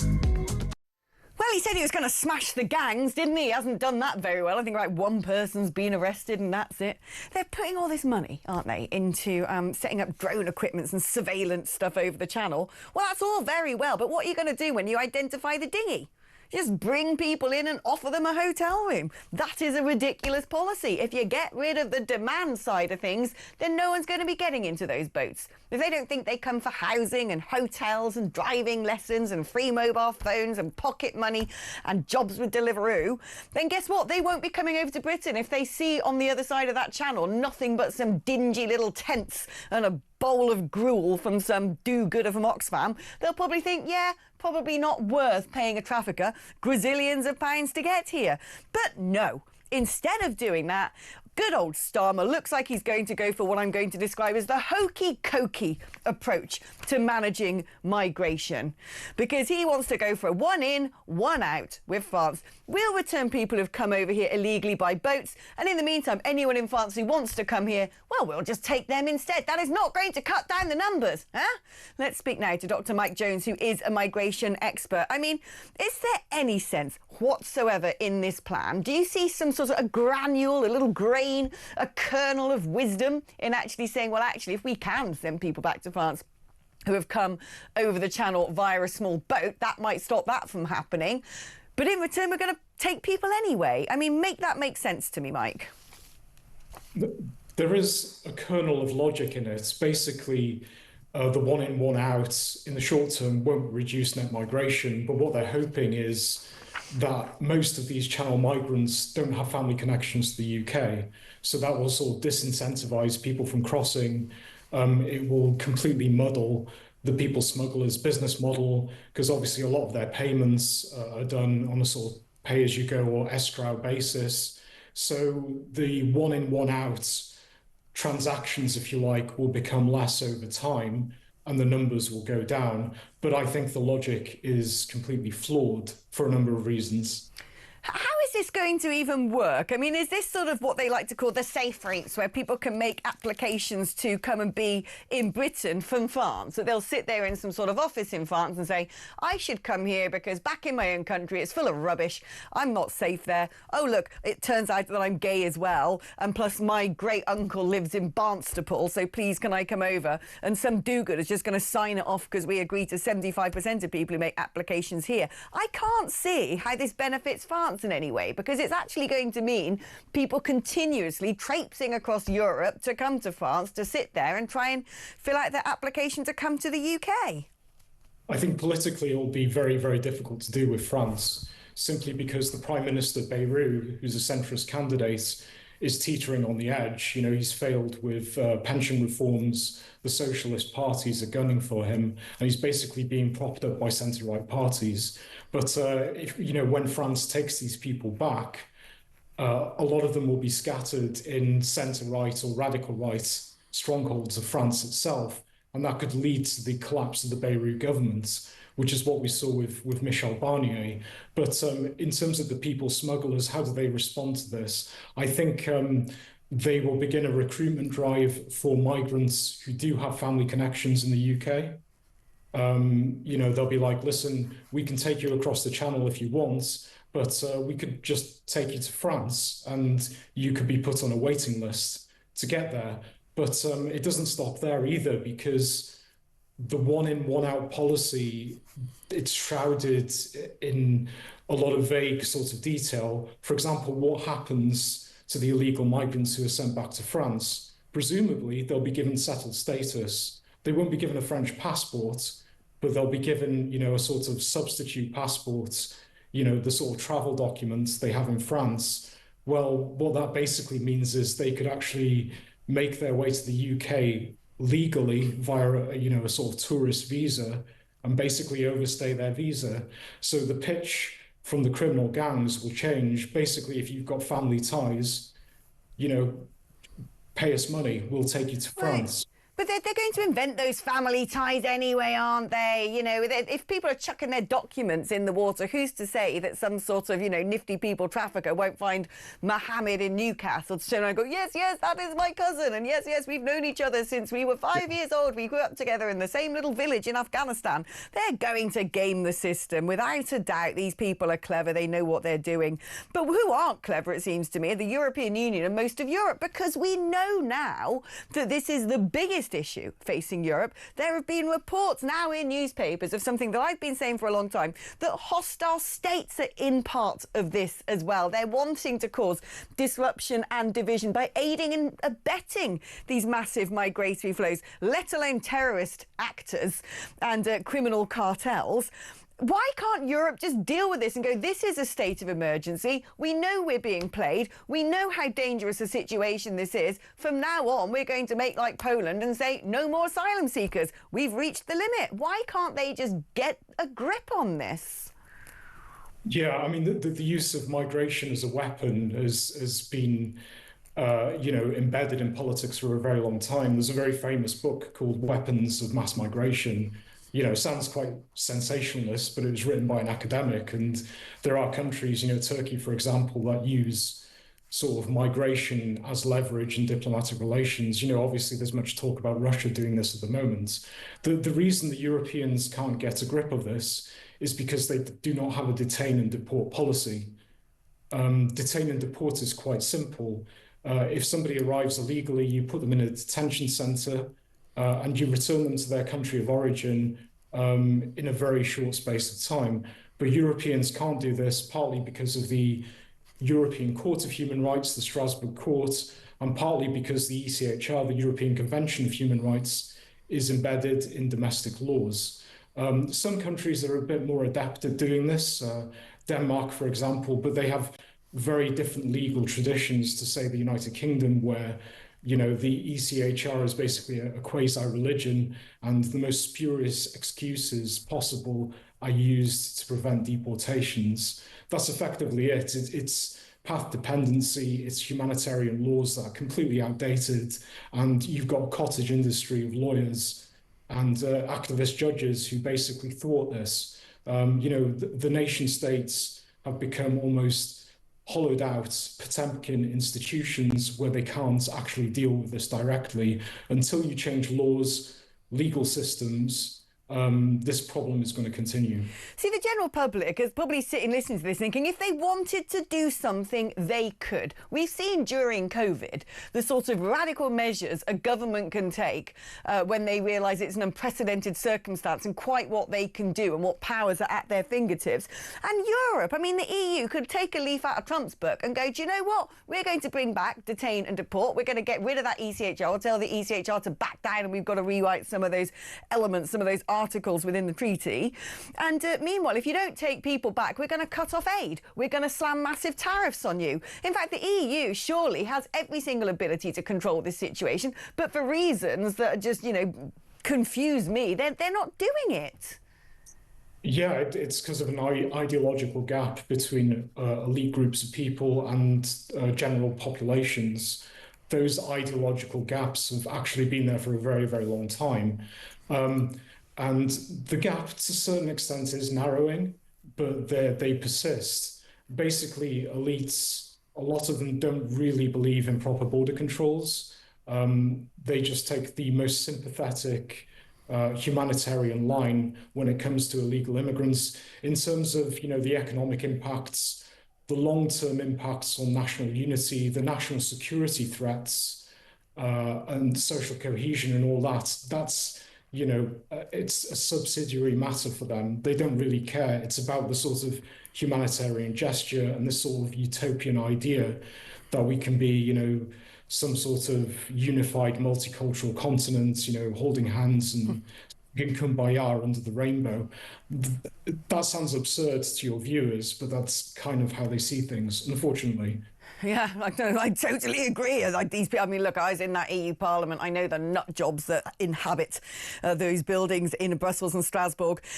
Look, you're a migration expert. How critical a situation do you think we are in as a country when it comes to the migration crisis? Yeah, I mean, it's critical. I mean, you could have a complete moratorium on legal immigration tomorrow. You could, abolish the Human Rights Act and amend various laws and start deporting people. But even if you did that, there are going to be, severe long-term consequences to the levels of immigration we have already accepted. I think some level of civil conflict is probably inevitable in the future. I think we've become more balkanized, self-segregation and ethnic enclaves have become more common, and the tensions are growing. You've seen this in Northern Ireland. We saw it over Southport. There are many people under surveillance by MI5 in terms of Islamist extremism. I think we're headed towards quite a dark place, unfortunately. So, I mean, this is basically a national security issue. It's about the future of the country. The political class is behind the curve. And unfortunately, until there's a change of government, that's not going to change. I literally tried to make this point on Politics Live yesterday on the BBC and pointed out that some people had raised the spectre of civil war. Oh, my goodness. They all had one sort of coordinated heart attack at that suggestion. My word, somebody suggesting that we're at, 11th hour when it comes to the cultural rubberization of mass migration to this nation. Dr. Mike Jones, migration expert, thank you ever so much for giving us the truth. Right, we're going to take a short break now, but after the break, it's your opportunity to get involved with the show. So do give me a call. 0344 499 1000 is the number to dial. You can use that number as well to send me a WhatsApp or leave me a voice note. And 8722 is the number to text. You've got to write the word talk if you're going to send me a smuzz. I'm back after this.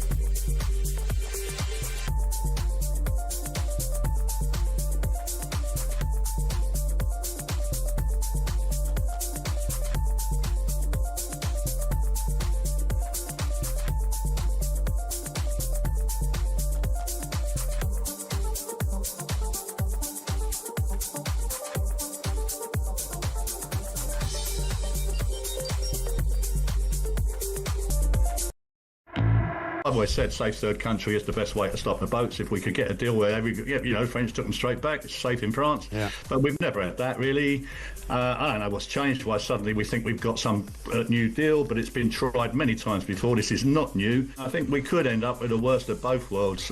We know we're going to get 40, 50 odd thousand on the boats, but how many are we talking about getting if we're still getting people on the boats? And we're also taking in more through safe and legal routes. And I'm afraid I'm really worried about our negotiating team.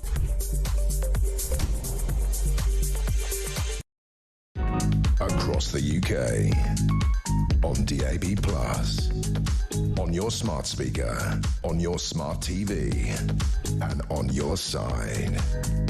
This is Talk.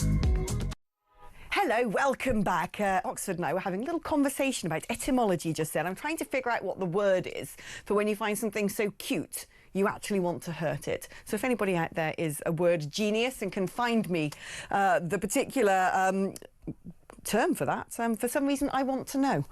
OK, right now, there was some breaking news earlier. I just want to repeat what that was. A 29-year-old woman and 2 men, aged 36 and 24, have been arrested on suspicion of a terror offence after 2 Voyager aircraft were damaged at RAF Brize Norton in an action claimed by the campaign group Palestine Action. That's according to counter-terrorism policing in the southeast. Well done, can I just say, for making these arrests, dragging them into jail cells.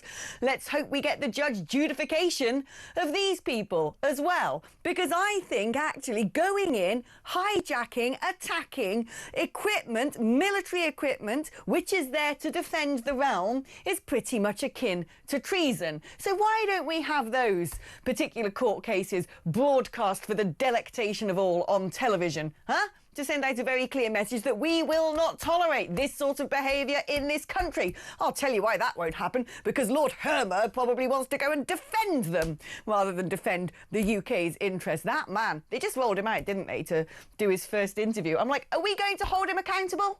Seems to me he's running the country.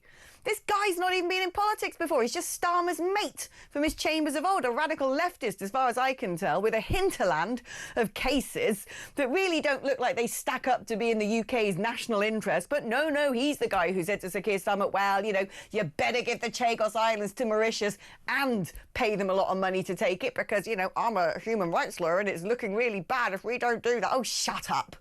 What else is he telling the government to do or not to do? Apparently he was the one who said to Sir Keir Starmer, well, you better not get involved in whatever Trump is doing in Iran. That could break international law. No, what happens, mate? This is what an Attorney General's supposed to do. The government decide on a political course of action, and you are there to back up the government, not to tell the government what it should do when it comes to everything, you know, frankly, because you've got some mad radical leftist ideals. It is absolutely insane, but good, I say, that actually these people have been arrested by counter-terrorism policing. People should not be allowed. We should never condone people breaking in to military bases and attacking the stuff that taxpayers have afforded to defend their realm.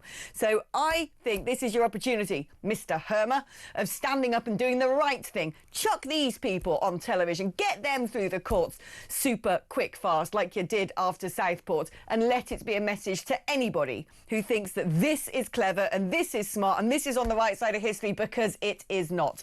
Do the right thing, Hermer. OK, right. Now, we had a voice note earlier on the civil service. Let's have a little listen to it. Morning, Alex.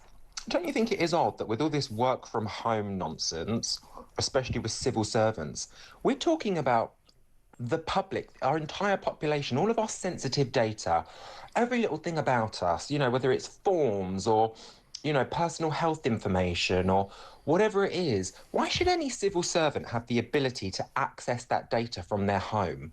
That is a private, personal setting, and we're talking about our government. Why is that even allowed to be a function that they can do at home? It should all be on laptops and computers, securely, in the office, all being monitored, all under CCTV. And yet here we have them working from home. Does that not ring alarm bells in itself? Samuel, mate, I couldn't have put it better. It is utterly ridiculous. I mean, GDPR alone, most ridiculous legislation that's ever been brought into the UK. All it is some pop-up on a screen saying, oh, don't know data collection, tick our box. It's a waste of time. But, you know, even with GDPR, like, how can you have all of this information where you're sitting in your own home address? Is that the safe storage of data? But you're absolutely right, Samuel. If you're running a country, and we know that one of the greatest acts of grey zone warfare perpetrated on us by hostile states is hacking. And so why should I, you know, feel comfortable that, you know, Jennifer, who works in the Department of Education, is sitting at home with all the exam results, whatever it is that she may be doing? You know, is that secure? No. Get back to the office. You're running the country. That is no small deal. I totally agree with everything that Samuel just said. I think it probably is a security risk. Right, let's speak to Colin, who's calling from Lancashire. Hello there. Good morning to you, Colin. Oh, good morning. I wanted to say that if the government really wanted to stop these boats and all these immigrants pouring in, they could.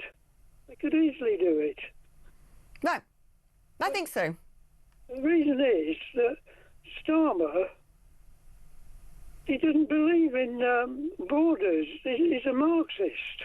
He doesn't believe in sovereign countries. He thinks we're all part of one global family. And he believes in free movement and all that sort of thing. And that is why he's doing nothing to stop it. No, well, I agree. These people, I mean, where on earth, who brought these people up? Who educated them? It is absolutely madness to willfully and wantonly watch your country being invaded by people who frankly hate the West, who have come here to take our resources, take our money, but have no interest in contributing. They barely even like us, a lot of these people. It is absolutely maddening. It is an act of national suicide, or suicidal empathy, as Gadsard, the brilliant professor, would call it. I'm totally with you, Colin. He's not going to do anything about it, even though if he did, that would save his premiership. If that man wants a second term, this is how to get it, Sir Keir. Do something about those blaming boats, do something about the levels of immigration, and don't just do a little bit, monkeying around at the seams. Do it properly. All these so-called asylum seekers, most of them aren't asylum seekers, they're getting waved through the system. So they're allowed to stay here and they become British citizens.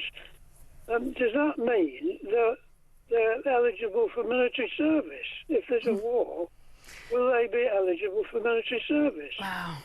I don't know that question. I don't know the background checks that are done on people, but you know, I can't imagine them wanting to go and fight for the realm of the United Kingdom much. What if they're conscripted?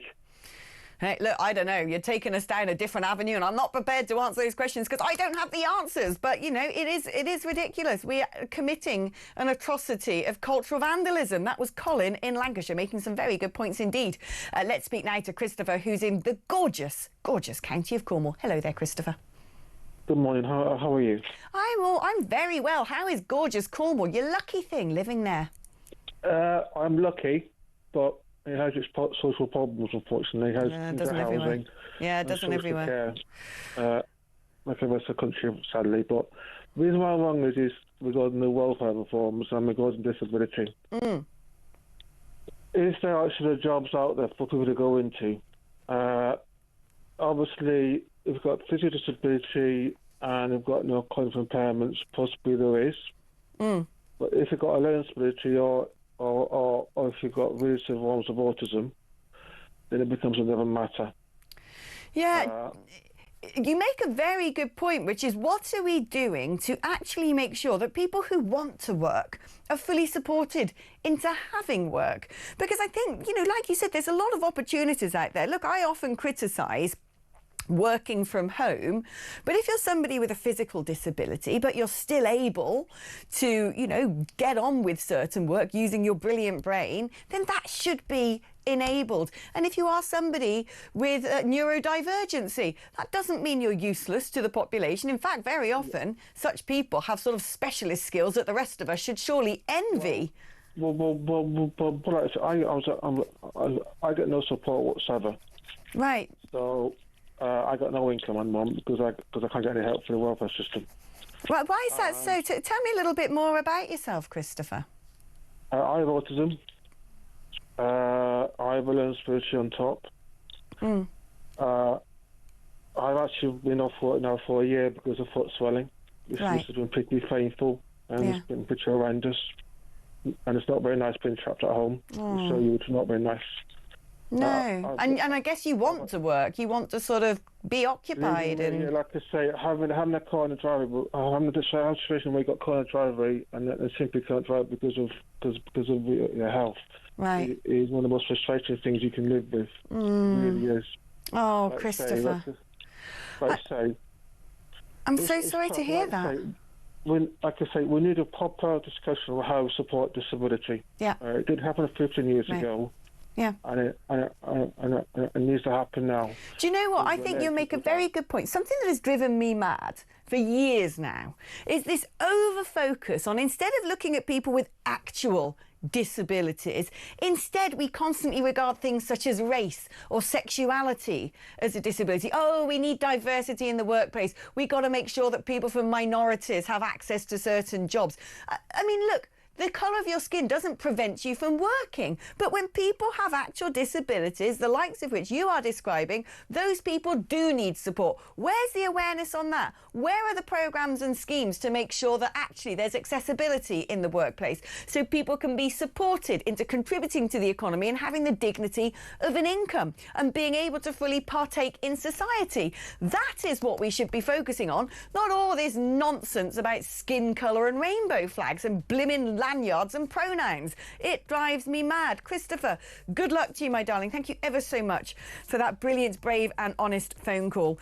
We're going to be taking a short break now, but don't go anywhere, because coming up after the break, it's my old television husband. We're sort of reinvigorating crosstalk. That's right, it's going to be Mr. Kevin O'Sullivan joining us to chew through the stories of the day just after this. See you on the other side.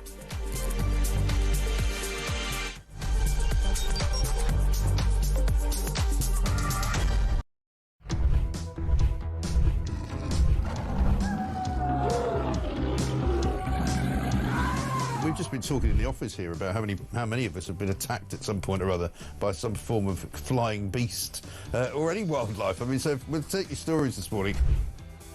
Hello, this story is concerning wildlife. It's concerning a rhino. A rhino? Right? Yeah, okay. rhino. I used to live in Kenya when I was about 5 or 6 years old. Okay. And we were in this wildlife park in a grey Morris Minor. This rhino started chasing us. There's me and my sister in the back seat. Right. It was like something out of Jurassic Park. Yeah. We were turning around saying, "Believe it, Dad. Just put your foot down, Dad. We're in a field. Put your foot down." This rhino was chasing us. One from Mark here in Derby. Went on holiday.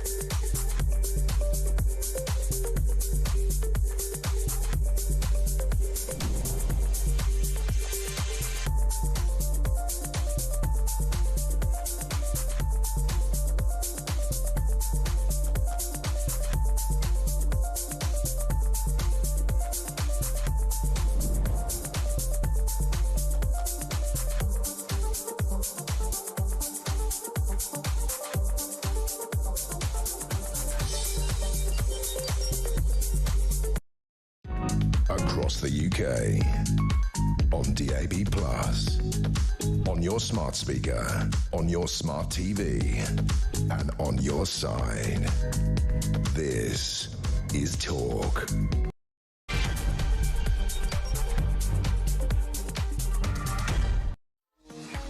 Welcome back to the show. Now, we learned, didn't we, that a 29-year-old woman and 2 men, aged 36 and 24, have now been arrested on suspicion of terror offences after 2 Voyager aircrafts were attacked at RAF Bryce Norton in a campaign which was claimed by Palestine Action, the organisation which may soon be prescribed as a terror organisation. Well, we've now got 3 people who have been arrested for terror offences. Quite right too, I say.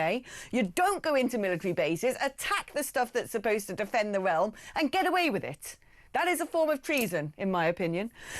Kim says, from my experience reporting in the local paper, Palestine Action have absolutely nothing to do with Palestine. They're simply a group of anarchists who target whatever they do not like, find a very tenuous link to Israel to use as an excuse to smash them up and call it a protest. Well, exactly. You know, if people were really worried about war, they would be going and dealing and having protests about what's going on in Sudan. These people don't care about war. They are anarchists, extreme leftists, radicals. Paul in Wigan says all known members of Palestine Action, particularly those who damaged an RAF plane to the tune of millions, should have a significant attachment of earnings to repay the cost of the damage to the British taxpayer. Why should somebody else pick up the bill? I quite agree. Let's speak now to Mark, who's in Bolton. Hello there, Mark. Morning, Alex. What do you think about these Palestine action lot? Oh, I've got to be careful. Oh, you better be, because I want to keep my job, so beep yourself out if you're going to swear at me. I think that what I want to see, first of all, when I actually saw the footage, I couldn't believe it.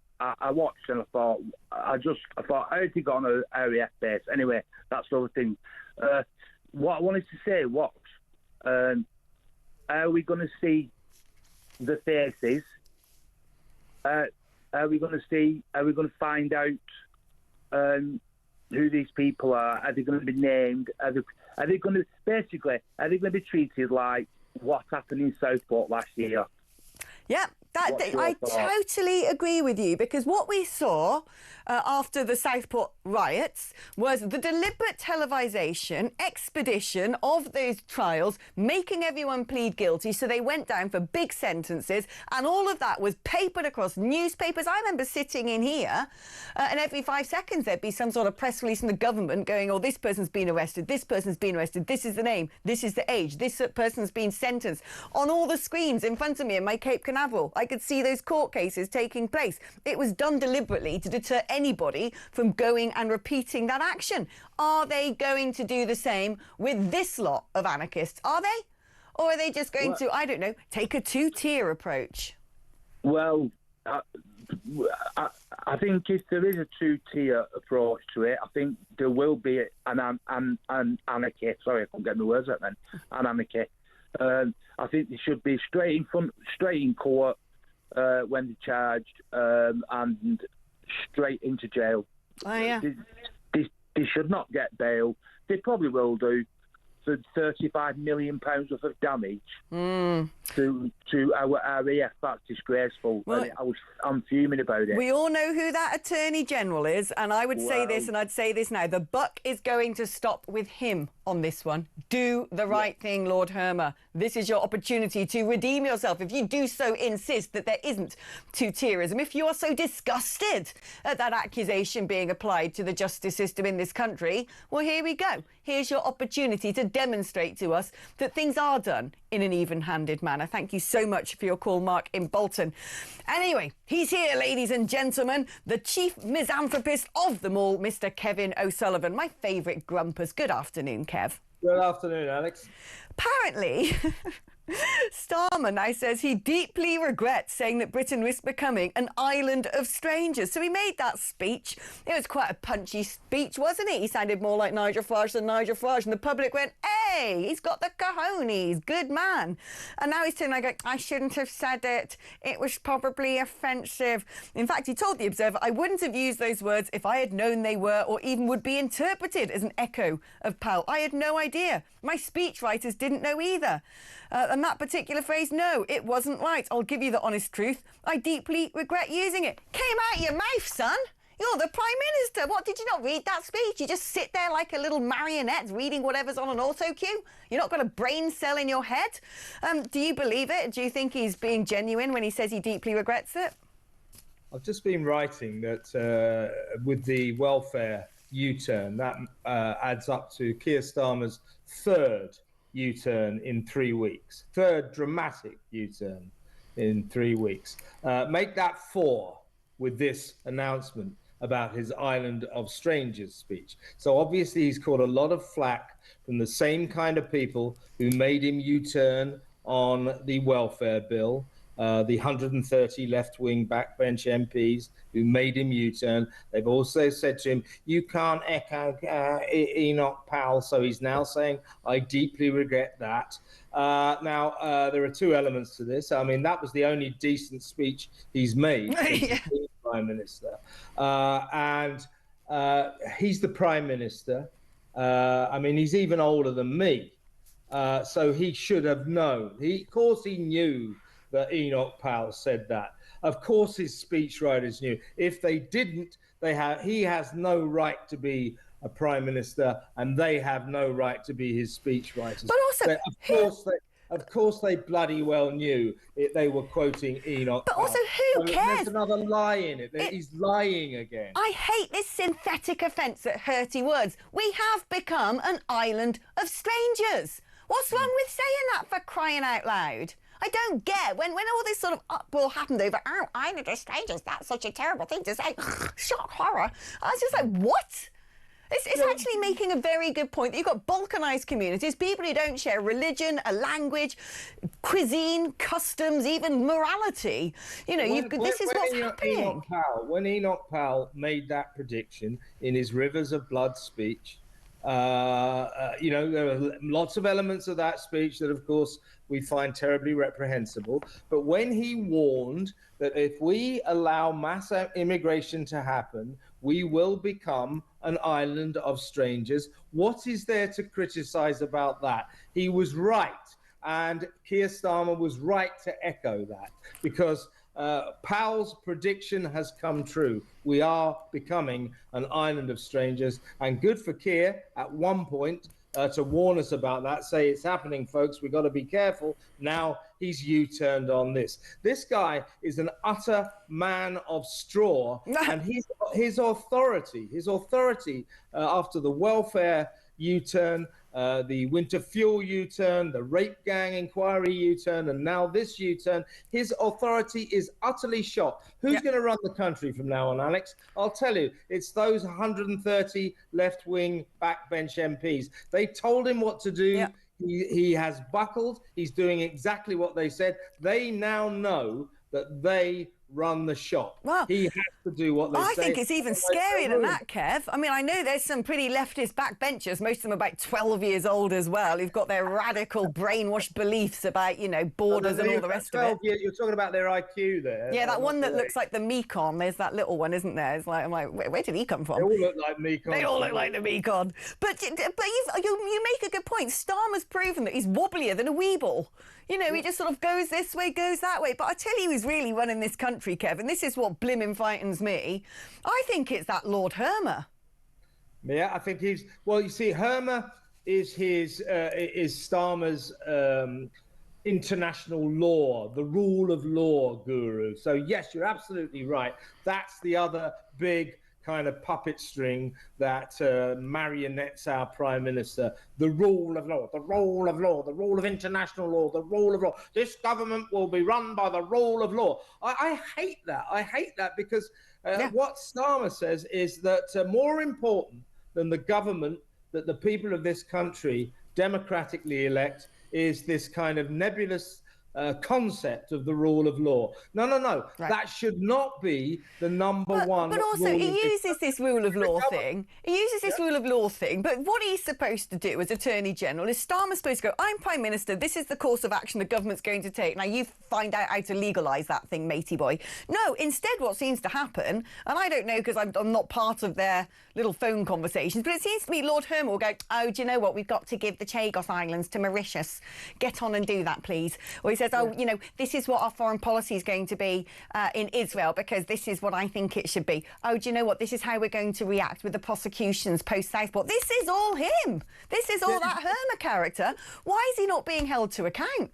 Well, because Starmer doesn't get it. Starmer thinks there is a higher authority than the democratically elected government of this country. Unfortunately, he is our democratically elected Prime Minister. That should be the ultimate power in this country, and he should turn around to say to old Britain-hating Richard Hermer, listen, mate, the rule of law is one thing, but the rule of the democratically elected government is more powerful than that. So you make the law work for us, and if you don't, I will overrule you. But for Starmer, democracy comes second to the rule of law, the rule of international law. We are being run by a bunch of total and utter lawyers. And I've got another word for them, but I can't say it. Don't we all have words that Ofcom don't allow at this time of day, or ever, actually? Now, you and I, Kev and I often have a little WhatsApp. We miss each other a lot. We don't get to hang out and play. We do. We miss each other loads.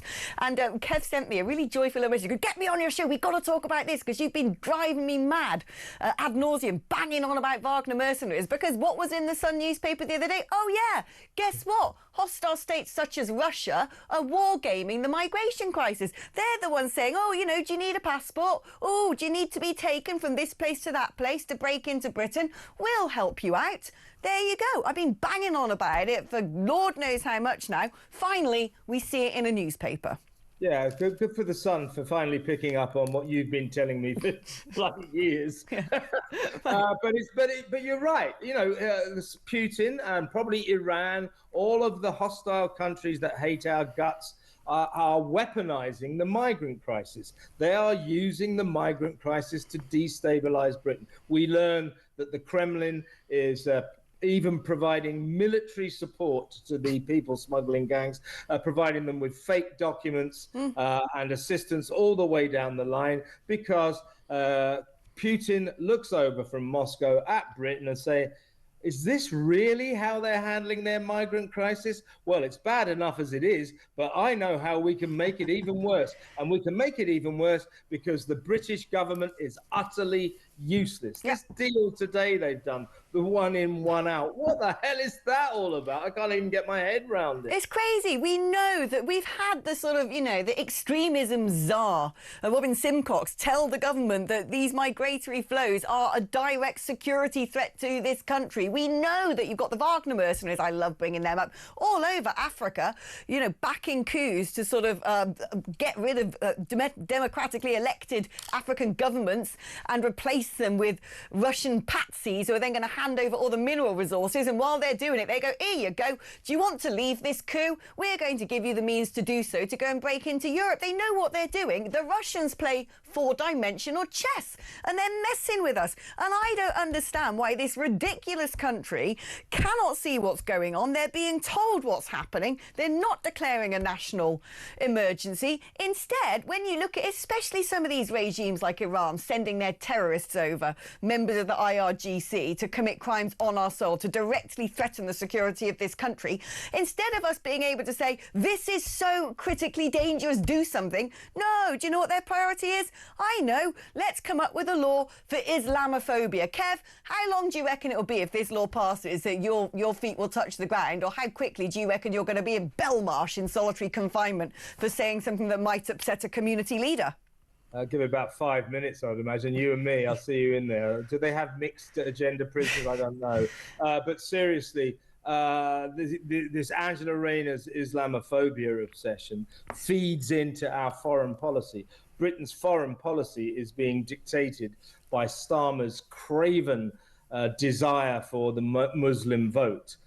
His whole thing, he's not supporting President Trump in his bombing raid on Iran because it might offend the Muslim vote. Meanwhile, back in Britain, you've got Angela Rayner, who will actually lose her own parliamentary seat if she doesn't retain Muslim support, is trying to sort of take that out on a national basis by defining Islamophobia as a serious crime and making it more and more an assault on freedom of speech. You cannot criticize the Muslims. Labour's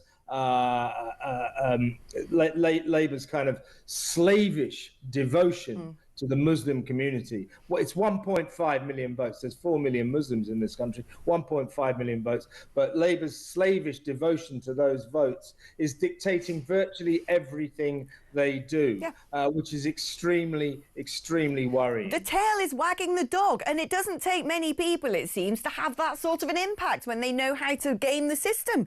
And, you know, what alarms me about this Islamophobia thing, let's think back to that poor school teacher in Batley who, you know, gave some example of a cartoon that had been done in France, the Prophet Muhammad, as part of an RE lesson. Yeah. He had to go into hiding because the beardy weirdies all came out with their placards, you know, threatening his life.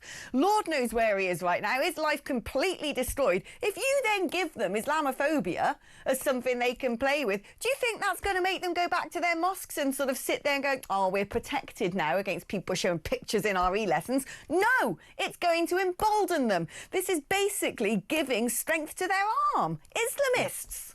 Exactly right. And that poor teacher is still in hiding. How long ago was that now? 5 years or something? That poor teacher won't just be in hiding. That poor teacher will be dragged to prison. That is what scares me. It's bad enough as it is. He's got a wife and kids as well. So they're all in hiding. And if you remember when that was unfolding, you know, the Batley Grammar School, this teacher had the temerity to teach his kids about what happened with Charlie Hebdo and the Prophet Muhammad. And you remember there was a huge demonstration from the local Muslim community. It was a bunch of blokes with beards standing outside that had been shipped in. And what happened?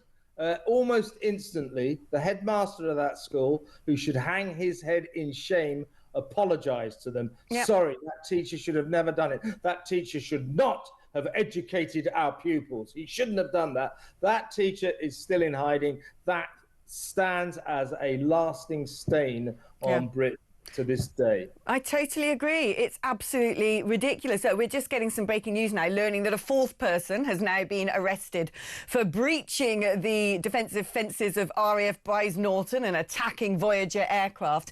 I mean, do you think it's right that we prescribe this organisation as terrorist? I mean, I don't like them. I want them to go to prison, quite frankly, for treason, for breaking into an airbase and directly threatening the defence system in our country. But, I mean, is it just sort of gesture politics saying, let's prescribe them as a terrorist organisation? Apparently Farage had said it in the morning, and by the afternoon, Sir Keir Starmer's claiming it was his idea. Yeah, the tail wagging the dog. Nigel Farage says one thing, and 3 hours later, Keir Starmer says the same. Labour's terror of reform knows no bounds. I give you Morgan McSweeney, the chief of staff, the beleaguered chief of staff at number 10, who's absolutely obsessed with the reform threat. So Nigel Farage is often dictating policy. Should they be prescribed? I'm kind of torn by it. What I'd like to see, to send a message to organisations like Action Palestine, those 4 people who allegedly broke into Brize Norton and damaged very important military equipment, planes that we might need in a war that might happen fairly soon. I think they should be charged with treason or something really serious, and they get 20 years or 30 years. Right. That's how we should deal with them. Say, look, you can be a protest group. You can protest on behalf of Palestine, but if you start taking those protests to the level of damaging British military equipment, RAF planes, then we are going to throw the book at you. Stick to waving your silly flags and snaking through London on a Saturday. Don't you dare start breaking into our military bases. So personally, I'm a libertarian. I'm never happy about banning anything. So I'm torn about making them a prescribed group, which I think may happen on Monday. But certainly I think these 4 defendants, should they be guilty? They're only alleged to have committed these crimes at the moment. Should they be guilty? No sort of 6-month suspended jail sentence and a 500 quid fine. 10 years, 15 years. So they get the message. You can't take it this far. And while we're on the topic, what is Keir Starmer going to do about his MP Zara Sultana, who tweeted after the Prime Minister suggested she tweeted, "We are all Palestine action now." What is he going to do about it? She'll be a terrorist, won't she? It may be very interesting. He's going to get himself stuck between a rock and a hard place, as he seems to be an expert at doing at the moment. You know, Carl in Cornwall makes a really good point. He says these Palestine action idiots who damaged the RAF planes could quite easily have placed small explosive devices in the undercarriage areas of the planes. It's quite possible they wouldn't have been detected, certainly if the before flight service had already been done. Maddening how lax our security has become. I mean, this is it. It might just be red paint, but the point is they managed to access those Voyager aircraft, and Lord knows what untold damage they could have done should they have been so motivated. It's blimmin' scary stuff. Well, I'll tell you one thing, Alex, that red paint in the end, 2 what they call Voyager Airbuses. So with war, a definite worrying possibility, us being drawn into some kind of international conflict, those refueling jets will be crucial to the safety of this nation. How much damage did that red paint do? They think between 30 and 55 million pounds worth of damage.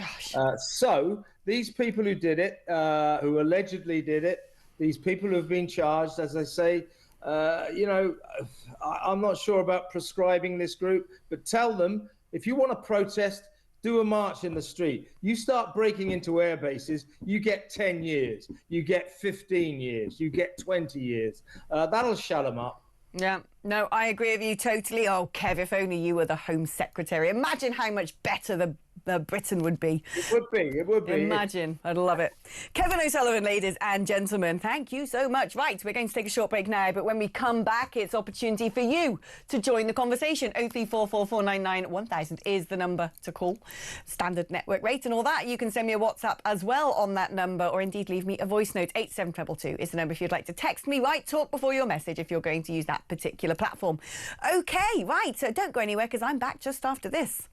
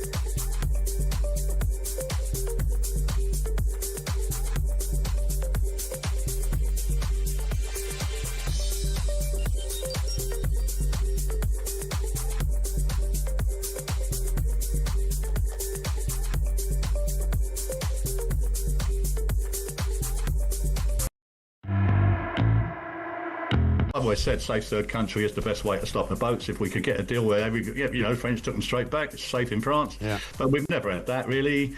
I don't know what's changed, why suddenly we think we've got some new deal, but it's been tried many times before. This is not new. I think we could end up with the worst of both worlds. We know we're going to get 40, 50 odd thousand on the boats, but how many are we talking about getting if we're still getting people on the boats, and we're also taking in more through safe and legal routes? And I'm afraid I'm really worried about our negotiating team. Across the UK, on DAB+, on your smart speaker, on your smart TV, and on your side. This is Talk. Well, hello there. Welcome back to the show. Now, my first caller that I'm going to speak to is somebody that I was catching up with last week when they happened to be stuck in Israel amidst bombing going off. It was Francis, who I'm pleased to say is now back in London. Great news, Francis, because the last time I spoke to you, you'd gone over to look after your daughter. Is that right? 8 months pregnant. Yep. As I recall. Right. And you were like, I have no, there's missiles coming over the border, raining down from Iran. Nobody's telling me what to do, how to manage this situation. The Foreign Office are being utterly useless, but you've managed to get back. Tell us what happened. Here, and I won't cry this time, Ali. That's all right. You cry if you want to, Francis. It's my party. No. Okay, so I'm back here, thank God, in the UK. And my God, what a trying time trying to get through to the Foreign Office. The FCDO sent my email saying where I am, paid my £350, which they asked for the repatriation. And 4 days later, not hearing anything at all. So what happens? When they finally sort of say to you, because before they were sort of saying, oh, well, if you want to get out, you're going to have to make it over the border into somewhere like Egypt or Jordan and get a flight from there. And people are like, that sounds crazy. So each time, because obviously I registered to get updates from, regular updates. And the same update that kept saying was, if you want to get out, head to Jordan, head to Egypt. And go that way. Well, as I said to you at the time, a woman of my age on her own wasn't going to sort of attempt that. Where was I going to hide? I think Max said the same, behind a sand dune, if there was a rocket. So, no, my safest option was actually just to stay where I was and obviously hope for a repatriation flight. So what happened then? So they finally, the Foreign and Commonwealth Office suddenly decide they are going to try and get people out and organise repatriation flights. What happened? Did they sort of email you about it? They charge £350 for that? So I joined a group, a WhatsApp group that actually Max Radford actually started up with a group of other people, because I know he was doing a lot of campaigning in the background, and eventually, obviously, I don't know who had contacts there, said, said, right, we've spoken to them, we can see your name's down, you've paid your money, if you're not contacted in the next 10 minutes, phone one of these numbers, which I did. And after pressing 1, number 2, number 4, number 5, hold this line, we'll put you through to this one, we'll put you through to that one, I eventually got, nothing's really planned yet, we'll phone you back. Eventually, again, in the afternoon, I had the same information from someone, and again, I'm pressing number 1, number 2, pass to this colleague, to that colleague. Well, eventually at midnight, I get an email. If you want to go back on a flight, phone now urgently. So at midnight, I'm phoning now urgently. And again, press 3, press 4. Eventually, you get through to someone who said, well, we haven't really got very much information at the moment. We don't know the logistics of everything. So can we phone you back in an hour? Urgent. We'll call you back in an hour. Oh, an hour. Well, an hour actually was 4:30 in the morning. Right. I eventually did get a phone call to say, you are on the flight. You will get an email confirming this. Make your way to Ben Gurion for 8:30. My confirmation email actually did not come until 7:57. What sort of a flight was this? Was it just sort of like a El Al flight, a sort of normal commercial plane, or we were told it was a charter plane. When we got there, we found out it was TUS Air. They'd obviously chartered a plane from TUS Air. And the joke of it, Alex, and there's a lot of people still trying to get back. The plane was, I would not say, 3/4 full, if that. Crying out loud. I mean, really, that is the one thing you've got to do, is get a plane and get people to safety. It's maddening, isn't it? How's your daughter doing, Francis? I mean, they've all, listen, it's ceasefire there. Life has gone back to normal. Kids have gone back to school. Israelis pick themselves up, brush themselves off, and life carries on. And I have read a few articles about, post after these events, and don't be shocked that you will, suffer some form of, come back from it, and obviously Israelis do. What I found more is the children, because they become like wound up clockwork, because every 2 minutes you're listening out, you're sleeping with one eye open. As soon as you hear that noise, the kids are up first. I can't even imagine. I mean, it's nothing like the same thing. But I remember as a little kid being terrified of the IRA, growing up as a kid in the 80s, and there were all these sort of bomb hoax phone calls and stuff. I remember once being in BHS with my mum in the changing rooms and trying on uniform or something, and it goes like, evacuate, there's been a bomb threat. And my mum was like, oh no, but she's still got the shops closed on. And they're just like, get out now. And I can remember as a kid being utterly terrified. It would keep me up at night. And I cannot imagine what it's like for kids in Israel with the alarms actually going off, having to actually clamber to a bomb shelter, hearing the missiles landing. I mean, that's going to create, PTSD on a scale. On a scale, yeah. So I did see some aftermath of, I say, within my direct family of that, because obviously you were dealing with, you're having a shower. You were like, do I have a shower? Do I not have a shower? You've got everything around you just in case. It was just living, terrified. That's the only thing I can. So I'm sitting here back in the UK thinking, my colleagues have asked me, what was it like? And I sort of explained in a bomb shelter. You do hear it. You do hear the booms. You do feel, the door of your shelter is metal, so you hear the vibration of it. What did it feel like? And the feel is, hope it's nowhere near me. Hope it's nowhere near me. And you get out and you hear it's literally only a mile away or 2 miles away, and it's, thank God it didn't hit us. Well, listen, Francis, thank goodness you got back safely to London. My thoughts and my prayers with your family, especially your pregnant daughter still in Israel. And let's hope that the ceasefire lasts. Thank you so much for giving us an update. Right, we're going to take a short break now, but we're going to stick on the topic of Israel, of Iran, of what is going on over in the Middle East. Did Trump manage to obliterate all of the uranium enrichment sites, or has Iran managed to evade the bombardment? How successful was this? What happens next? Let's be talking about that after this break.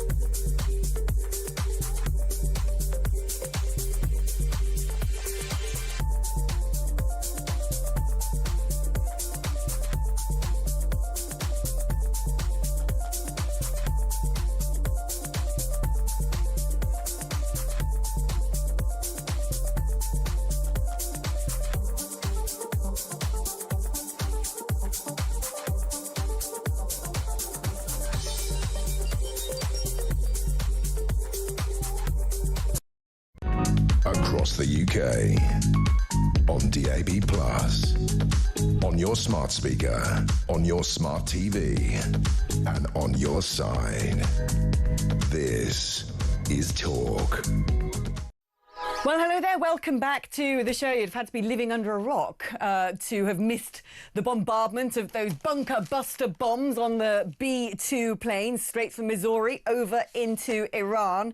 In theory, taking out all of the dodgy regime's uranium enrichment sites. Trump claimed it to be a massive success, but actually, was it? Because there's various elements now of American intelligence and Israeli intelligence pouring some cool water onto those claims. Concerns are actually that Tehran, there's a whole load of trucks lined up 3 days before the bombardment, and concerns are that Tehran may well have managed to move enriched uranium to other places where they might have other centrifuges squirreled away deep under mountains or even hidden in plain sight in civilian areas where they're going to continue at a pace trying to get a nuclear warhead. Let's speak now to Yosef Haddad, who's an Arab-Israeli journalist.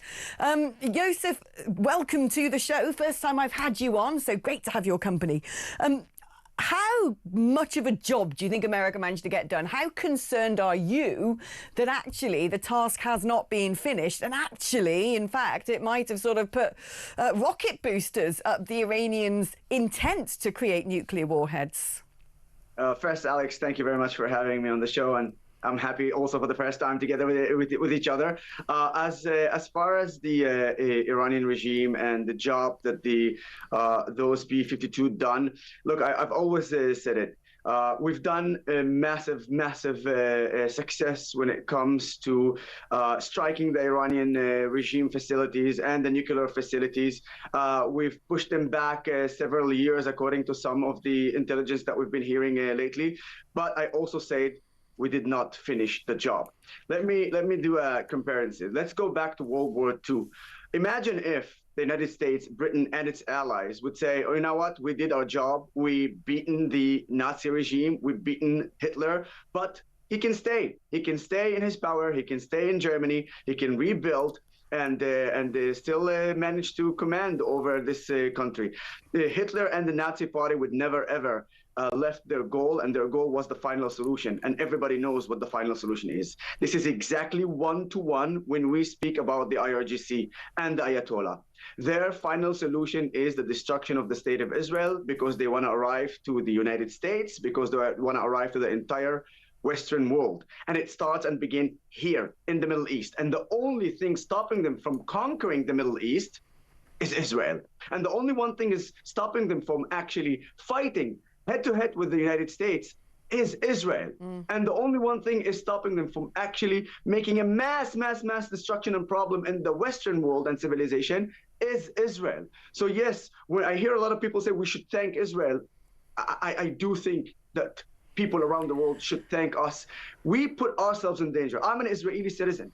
Arabs and Jews who live in Israel put themselves in danger against this sadistic regime that has nothing but destruction in the future of this world. And they have only one purpose, and it is the fact that they want to control the world. This is not something that I'm exaggerating in, because you know what? It's not even my analysis. It's what they're speaking. So just listen to your enemies and listen to what they want, and then you realize that we did not finish the job. So yeah, you might be right. You might be right. They might move their uraniums to a different place. But the only way to ensure the safety and the freedom of the Iranian people and the safety of the Middle East and the Western world is to finalize the job, do the job, and get rid of the Iranian regime. I mean, there's been a whole sort of, contentious argument over whether or not Trump was calling for regime change, whether or not Netanyahu's calling for regime change, whether or not it's the right thing to do, what might fill up that vacuum. Is it going to be worse? Is it going to be more dangerous? But I get the impression, despite what various Gulf nations might be saying outwardly, probably to sate the, ideologies of their own people who, by and large, as Muslim countries, might have a bit of an issue with Israel existing, I would imagine a lot of Gulf nations are sort of tacitly saying to Tel Aviv, go on then, please get rid of this troublesome beast, because if Iran does manage to get a nuclear weapon, that's them controlling the entirety of the Middle East, putting dangerous weapons into the hands of terrorist organizations, destabilizing the entire neighborhood. When I get the impression a lot of Gulf states are sitting there going, we've westernized, we kicked out the Muslim Brotherhood, we know what extremism looks like, we don't like Muslim terrorism, we have banged really hard on top of these mad people who want to destabilise our countries. We want to go for peace. I mean, the Abraham Accords were a clear indication that that was a direction of travel. Do you think that what has happened, I mean, clearly Iran and their proxies starting October the 7th wanted to make sure that the Abraham Accords were disrupted. Do you think they have been? All right, so this is a fantastic question, and I'm smiling through when you're asking that question for simple reasons. The first one, whatever the Arab leaders are saying in front of the camera, they're saying 180-degree, completely the opposite side behind the scenes. I can tell you 100% that the Arab leaders, especially in the Gulf, whether it's Qatar, yes, Qatar, Bahrain, Emirates, Saudi Arabia, obviously, all of them are thanking Israel. But you know what is the most shocking thing is? We managed to expose the Iranian regime to the Arab world because, listen to this, you know that the Palestinians in Gaza are in total shock from what's going on here, and the fact that the Iranian regime agreed to a ceasefire. Listen to this, they're asking a very simple question. What about us? We thought the whole thing is about us.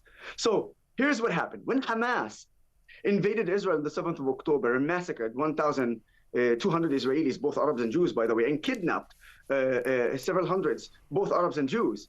At that day on the 7th of October, Hamas thought, as the proxy of Iran, Iran would fire their ballistic missiles and attack Israel. When we destroyed Hezbollah, destroyed the largest proxy and maybe the strongest proxy of Iran, Hezbollah and the Lebanese thought that Iran will fire ballistic missiles at Israel. Did not happen. When we destroyed the Ansarullah in Iraq, when we destroyed an entire army of Syria, of Bashar al-Assad, the butcher Bashar al-Assad, not even a single ballistic missile was fired. And when we destroyed and bombed the Houthis in Yemen, another proxy of Iran, not even a single ballistic missile was fired at Israel. That itself was the evidence that the Iranian regime cared about only the Iranian regime and never cared about the Arab nations, never cared about any Arab country. And in fact, they conquered and destroyed all the Arab countries. This has happened. The fact that we exposed them, it's even bigger. I'm telling you, when it comes to the Arab world, it's even bigger achievement than the nuclear side. Obviously for us, the nuclear side is more important because it is on our security and on our life. But when it comes to achievement in the Arab world, Israel managed to expose how the Iranian regime just abandoned the Arab world. Because imagine this, in the last 12 days, they fired several hundreds of ballistic missiles, did some damage in facilities, in civilian facilities and buildings in Israel. You saw the destructions, and we never hid it, because we want to show the world how the Iranian regime is targeting civilians, while we are targeting seniors from the IRGC and scientists who wants to bring a bomb to the world, a nuclear bomb, in order for them to, bomb everybody and fit everybody. We targeted those facilities and those scientists, and they targeted civilians. And at the same time, they completely forgot about the Arab world. And the fact that we exposed them, you really need to listen to the voices from Gaza. They are totally in shock. I have shared some of those videos. They're saying, we thought that you were fighting for us.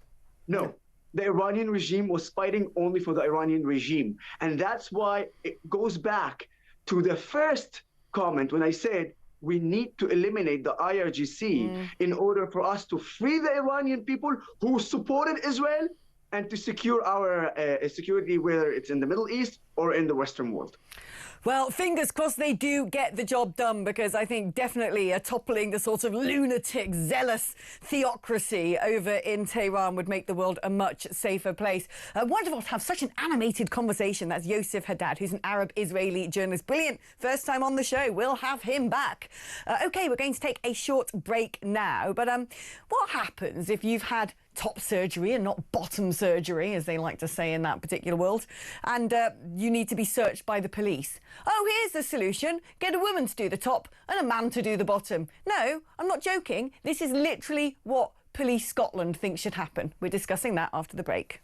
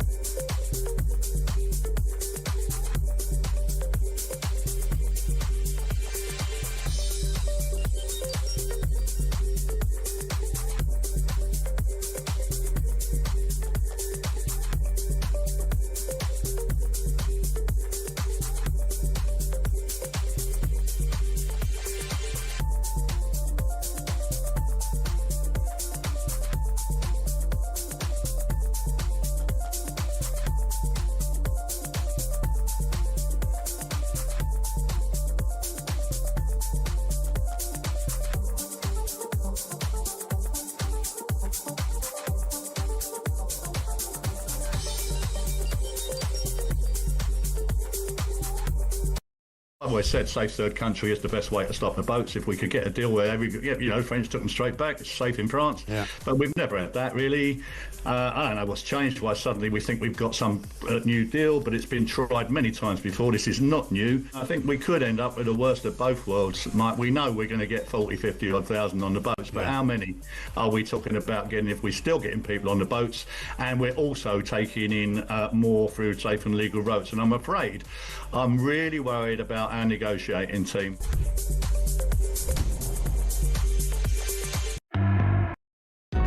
Across the UK, on DAB+, on your smart speaker, on your smart TV, and on your side. This is Talk.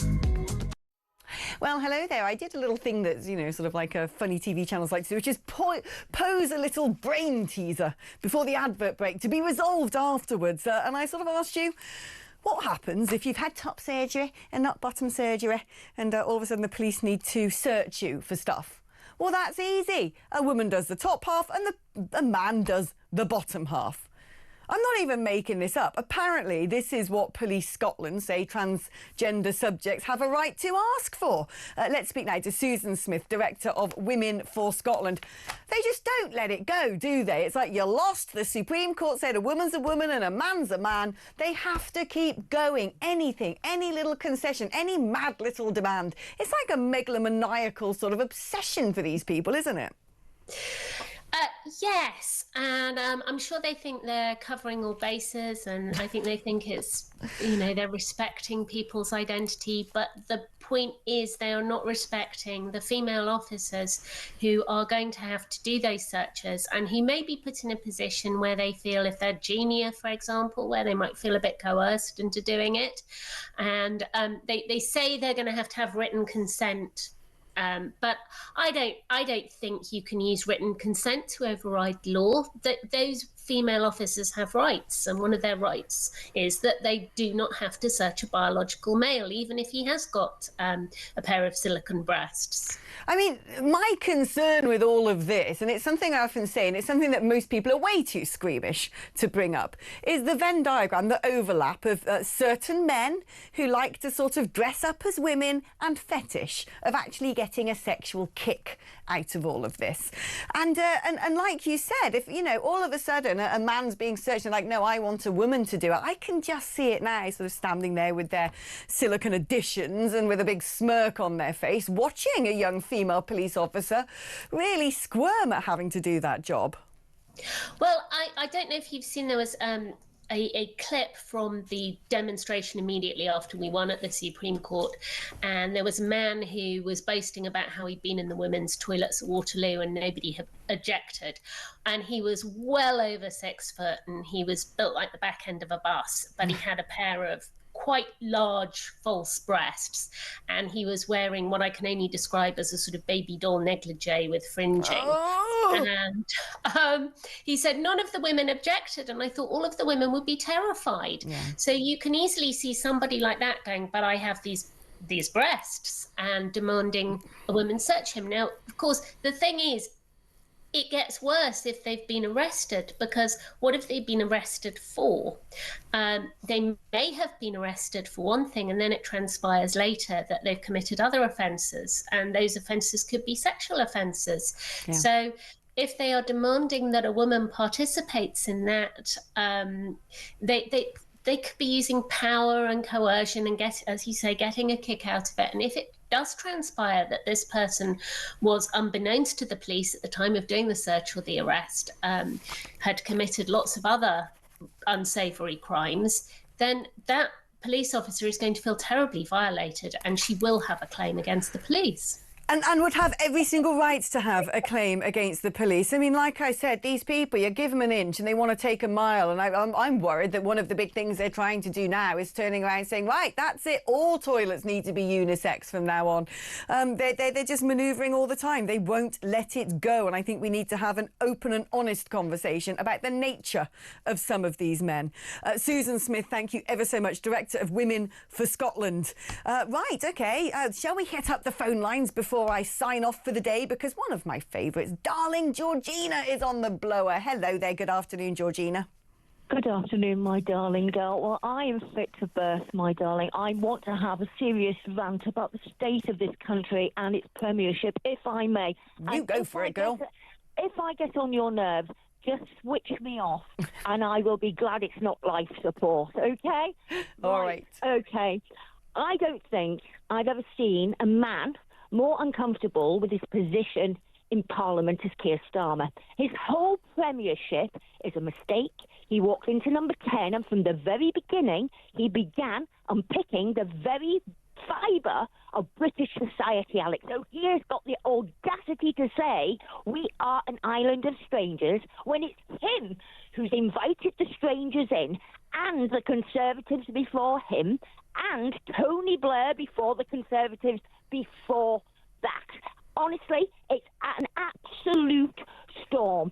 All Keir Starmer has done is broken his promises, but above all, he is a dangerous individual who, instead of concentrating on the national emergency of illegal migration within this country here in the UK, gets off abroad to sort out problems of other continents. And all this whilst he's moaning about carbon emissions and the dangers of global warming. He keeps spouting on about increasing GDP in the UK, but when is this man going to realise that a man is measured on his actions, not on his words? And Keir Starmer's word holds no weight and isn't worth the breath that powers it. 5% GDP is an unreasonable dream once the economy is as it is, and Russia and China is banking on this to bankrupt us, because instead of spending money on GDP and our defences, which are seriously, desperately needed, we're spending it on illegal migrants who are coming over here on boats and in the back of lorries. And I've got to say, my darling, we are putting our whole country at risk. Margaret Thatcher was absolutely spot on when she said, if you do not deal with illegal migration and being able to send them back, this country will end up in total cultural chaos. And Enoch Powell was correct when he said we will be an island of strangers, because that is what we've got. Well, there you go, Georgina. I couldn't have put it better myself. There you go. You should have your own show on Talk. I love you, Georgina. Every time you call, I see Georgina from London come up on my screen. I think, brace yourselves. This is going to be fiery. Thank you ever so much, the brilliant Georgina, ladies and gentlemen. Let's have a quick word now with John, who is in Bradford. Hi there, John. Hi, good afternoon. Or it is a good afternoon, yeah. This problem with benefits, people seem to forget what happened in the 1970s.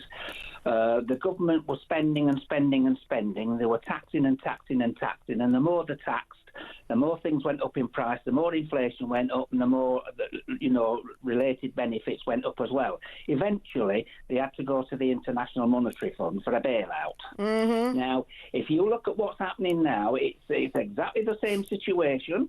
And eventually, if you go to the International Monetary Fund, they're going to make you make austerity measures.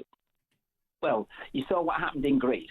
They're going to have austerity measures beyond all belief. They're going to have to cut benefits. They're going to have to cut pensions. They're going to have to increase VAT. They're going to have structural reforms, debt sustainability. It's going to be absolutely catastrophic, and that is the road that we're. And not just that, it means that we are then beholden to yet another supranational organisation. It's blasphemy against democracy, as far as I'm concerned. The minute you take that giant charity check from the IMF, that's it. You're not running your country anymore.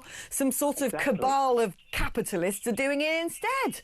Let's hope that doesn't happen, John. But I fear you're right. It does feel very 1970s at the moment under this Labour government. That was John in Bradford. And from one John to a Jonathan. Hello, Mr. Gullis. You're back. I'm back indeed. Hey, how are you doing, Alex? I'm very well. Not so good for Sir Keir Starmer at the moment. Are you sort of having a nice little bit of schadenfreude watching it? Well, I feel like I'm watching the Tory psychodrama between 2022 and 2024. But amazing, this Labour government has managed to do it within 12 months. It's just an abomination, isn't it? I mean, U-turn after U-turn, principle sold out, now apologising for selling out those principles on things like pointing out the actual truth, the thing the public finally agree with Keir Starmer on, which is we are living in an island of strangers with mass migration into this country. What a crazy reversal. It just takes one sort of woke leftist to sort of say to him, I don't like that. That was offensive. That's not very kind. # be kind. And he's doing it. He's like we were saying earlier, he's like a weeble, right? Absolutely. And he told Liz Saville-Roberts, the MP from Plaid Cymru, in the chamber. That woman yesterday on Politics. Indeed. and she said to him, is there nothing that the Prime Minister doesn't believe? And he said rubbish. So he was happy to denounce someone trying to challenge him on this in the chamber, and then, like you say, a month later? Oh, I'm very sorry. I didn't read the speech properly. Yeah. Oh, I shouldn't have said it. Hurty words. I mean, the man's got absolutely no spine. My suspicion is this, and tell me if you think I'm wrong on this. It's not so much the backbenchers who are driving this government. I get the impression it's Lord Hermer. You know, Starmer's mate from ages back. We've got the Chagos thing, we've got the reaction to the Southport riots, we've got international policy when it comes to whether or not we should back Israel or back America in Iran. And I'm like, who's making these decisions? I think it's that Attorney General. I think Lord Hermer was on an interview recently, his first ever interview. I know. And he made the point that everything that Keir Starmer does is based in his heart that international law should be at the centre of it. And if that doesn't tell you just how weak, woebel and ridiculous this government's going to be, then, I don't know what will. What is international law? Because the point is law can be interpreted. And it seems to me when it comes to the interpretation of the sacred, beatified international law, that Lord Hermer and his little Marxist mate, Sir Keir Starlin, actually have the sort of interpretation that we probably shouldn't be taking. Absolutely. And treaties and conventions are essentially contracts. We sign up to them, but at any point, like anyone can with any contract, you can find a loophole or a way of withdrawing from it, or indeed renegotiating a contract. So why on earth we seem to think that something written like the Refugee Convention in the 1950s is still applicable in 2025 with mass migration like we've never seen before blows my mind. But here we go. This Labour government seems to want to be beholden to Labour lawyer mates, and Lord Hermer, McSweeney as his chief of staff, who wants to try and pretend to be Farage-esque in language, but Keir Starmer's now apologising for us. Sensible one. Do you think he's going to get given the boot? Do you think the backbenchers will have their way and he'll be sort of, driven out of number 10? Well, you and I are old enough to remember when we were told that Sue Gray was the problem. She went. Now we're told Morgan McSweeney's the problem. God knows who comes next. Right, and that's a good point. I mean, do you think this is a critical moment for Starmer? Yes, he's weak. Yes, he's wobbling all over the place. Yes, it seems now that the backbenchers, despite that big majority, know they've got the whip hand over him because he is very easy to manoeuvre and to sort of, make quake in his boots. But do you think that this is curtains for him, or is he just going to hang on for 4 years? I now think he's the Justin Trudeau of the Labour Party, and as long as he leads that Labour Party, they have not a hope